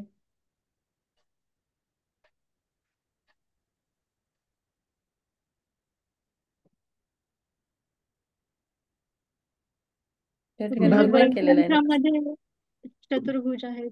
वैकुंठामध्ये नाही नाही, आपली इथली चर्चा चालू आहे. तर याच्यावरती जे आहे विश्वनाथ चक्रवर्ती ठाकूर खूप सुंदर टीका देतात. विश्वनाथ चक्रवर्ती ठाकूर सांगतात कशा प्रकारे भगवंतांनी जे आहे हे जे दोन पक्ष आहेत दोन्ही पक्षांना एकमेकांना बाजूला ठेवण्यासाठी हे चतुर्भुज दोन अधिक हात धारण केले. का तर नाही तर भीमाला आवरायला गेले तर दुसऱ्या पक्षाने त्याला सोडून द्यावं जे काही आहे. तर दोन्ही पक्षांना सांभाळण्यासाठी इथे भगवंतांनी आपले दोन अधिक हात प्रकट केले. आणि पुढे जे आपण बघतो की जशी पहिले अर्जुनाची परीक्षा झाली परत आता अर्जुनाची परीक्षा होते. त्यामुळे काय म्हणतात आलोक्यवदन सख्य हो ते आपल्या अर्जुनाला हसत हसत काय सांगतायत बघा. अश्वत्थाम्याबद्दल काय करावे या संबंधात अर्जुन होता तेव्हा त्याचे अत्यंत प्रिय मित्र भगवान श्रीकृष्ण यांनी मार्ग काढण्यासाठी लक्ष टाकले आलोक्य. तेव्हा त्यांच्या मुखावर स्मित हास्य दिसत होते. आणि जेव्हा अशी परीक्षा घेतात तेव्हा आपण बघतो की भगवंत प्रहसन इव गीतेत पण तसे इथेही तुम्हाला दिसतंय की कशा प्रकारे हसन इव. तर भगवंत छान मजा घेतात आपल्या भक्तांची. श्री भगवान उवाच ब्रह्मबंधुर्न हंतव्य आतताये वदारणः मयेवो भयाम आम्नातं परिपाह्यानुशासनम कुरु प्रतिश्रुतं सत्यम यत् तत् सांत्वयता प्रियाम प्रियम च भीमसेनस्य पांचाल्यां मह्यम एव च. तर इथे सांगतात कशा प्रकारे काय करा तुम्ही प्रियमच्या भीमसेनस्य भीमसेनाले तुम्ही प्रिय राहील असं कार्य करा. पांचाल्या जी पांचाली द्रौपदी आहे तिलाही मह्यमेवच आणि मलाही. अर्थात सर्वांना तुला संतुष्ट करायचंय भीमाच्या पक्षाला द्रौपदीच्या पक्षाला आणि मलाही. तरी ते सांगतात कशा प्रकारे ब्रह्मबंधू न हंतव्य आतताई वधारणा. जो ब्रह्मबंधू आहे त्याला मारणं योग्य नाहीये पण आतताईला मारलं पाहिजे. अर्थात हे दोन्ही गोष्टी एकाच ठिकाणी आहेत. अर्थात जो अश्वत्थामा आहे तो ब्रह्मबंधू आहे पण तो आतताई आहे. तर त्याला ब्रह्मबंधू म्हणून न हंतव्य आणि आतताई म्हणून त्याला मारलं पाहिजे. तर करावं काय? तर पुढे आपण बघू अर्जुन कसे बुद्धिमत्तेने कार्य करतात. भगवान श्रीकृष्ण म्हणाले ब्रह्मबंधूला मारता नये परंतु तो जर आतताई असेल तर ठार केलाच पाहिजे. हे शास्त्राचार आहेत त्यांचे पालन झाले पाहिजे. तुला तुझ्या प्रियेला दिलेले वचन पाळले पाहिजे आणि तुझ्या कृत्याने माझे व भीमसेनाचे देखील समाधान झाले पाहिजे. हे संपूर्ण कोडेच अर्जुना पुढे होते आणि श्रीकृष्णांनी त्याचा उलगडा केलेला होता. श्रुत उवाच अर्जुनः सहसा ज्ञाय हरेर्हार्दमथासिना मणिं जहार मूर्धन्यम द्विजस्य सम ऊर्ध्वजम. त्यावेळी अर्जुन भगवंतांच्या संदिग्ध बोलण्याचा हेतू समजू शकला व त्याने अश्वत्थामाच्या शिरावाचा मणी केसांसहित तलवारीने कापून घेतला. विमुच्य रशनाबद्धम बालहत्या प्रभम तेजसा मणिना हीनम शिबिरान निरयापयत. बालहत्येमुळे त्याचे तेज नष्ट झाले होते. माथ्यावरील मणी गेल्यामुळे त्याची शक्ती नष्ट झाली होती आणि याप्रमाणे त्याला बंधनमुक्त करून शिबिराबाहेर हाकलून देण्यात आले. वपनम द्रविणादानम स्थानानिर्यापणम तथा एषे ब्रह्मबंधूनां वदो नान्योस्ति दैहिका. आता एक जो ब्रह्मबंधू आहे त्याला कशा प्रकारची शिक्षा दिली जाऊ शकते, पण काय नाही केलं जाऊ शकत. वधो नान्योस्ती, त्याचा वध नाही केला जाऊ शकत. दहिका, देह त्याचा नष्ट नाही केला जाऊ शकत.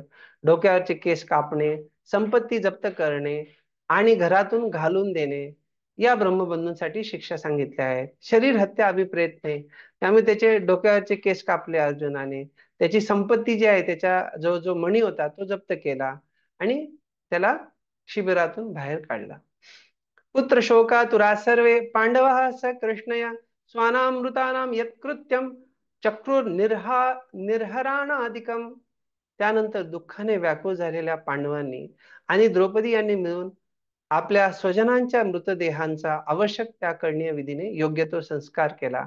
याप्रमाणे श्रीमद भागवताच्या प्रथम स्कंदाच्या द्रोणपुत्राला दंड या 7व्या अध्यायावरील भक्तिवेदांत भाष्य संपन्न. बरोबर 4:30 4:30 वाजले. संदीप खोडे प्रभूंना सांगू शकता की वेळेवरती आपला जो आहे अध्याय संपला आहे. उद्याच्या सत्रामध्ये आपण पुढचा जो अध्याय आहे, कुंती देवीच्या प्रार्थना आणि परीक्षितांचे रक्षण, याची चर्चा करू. आणि प्रार्थना वेळ लागणार आहेत, आपल्याकडे 3 सत्र आहेत, त्याच्यामध्ये आपण पुढचा अध्याय चर्चा करू. कोणाला याच्यावरती प्रश्न असतील, ज्यांना सेवाय जायचे ते जाऊ शकता. कोणाला जर प्रश्न असतील तर विचारू शकतात. प्रश्न नसेल तर आपण इथे विराम देऊ.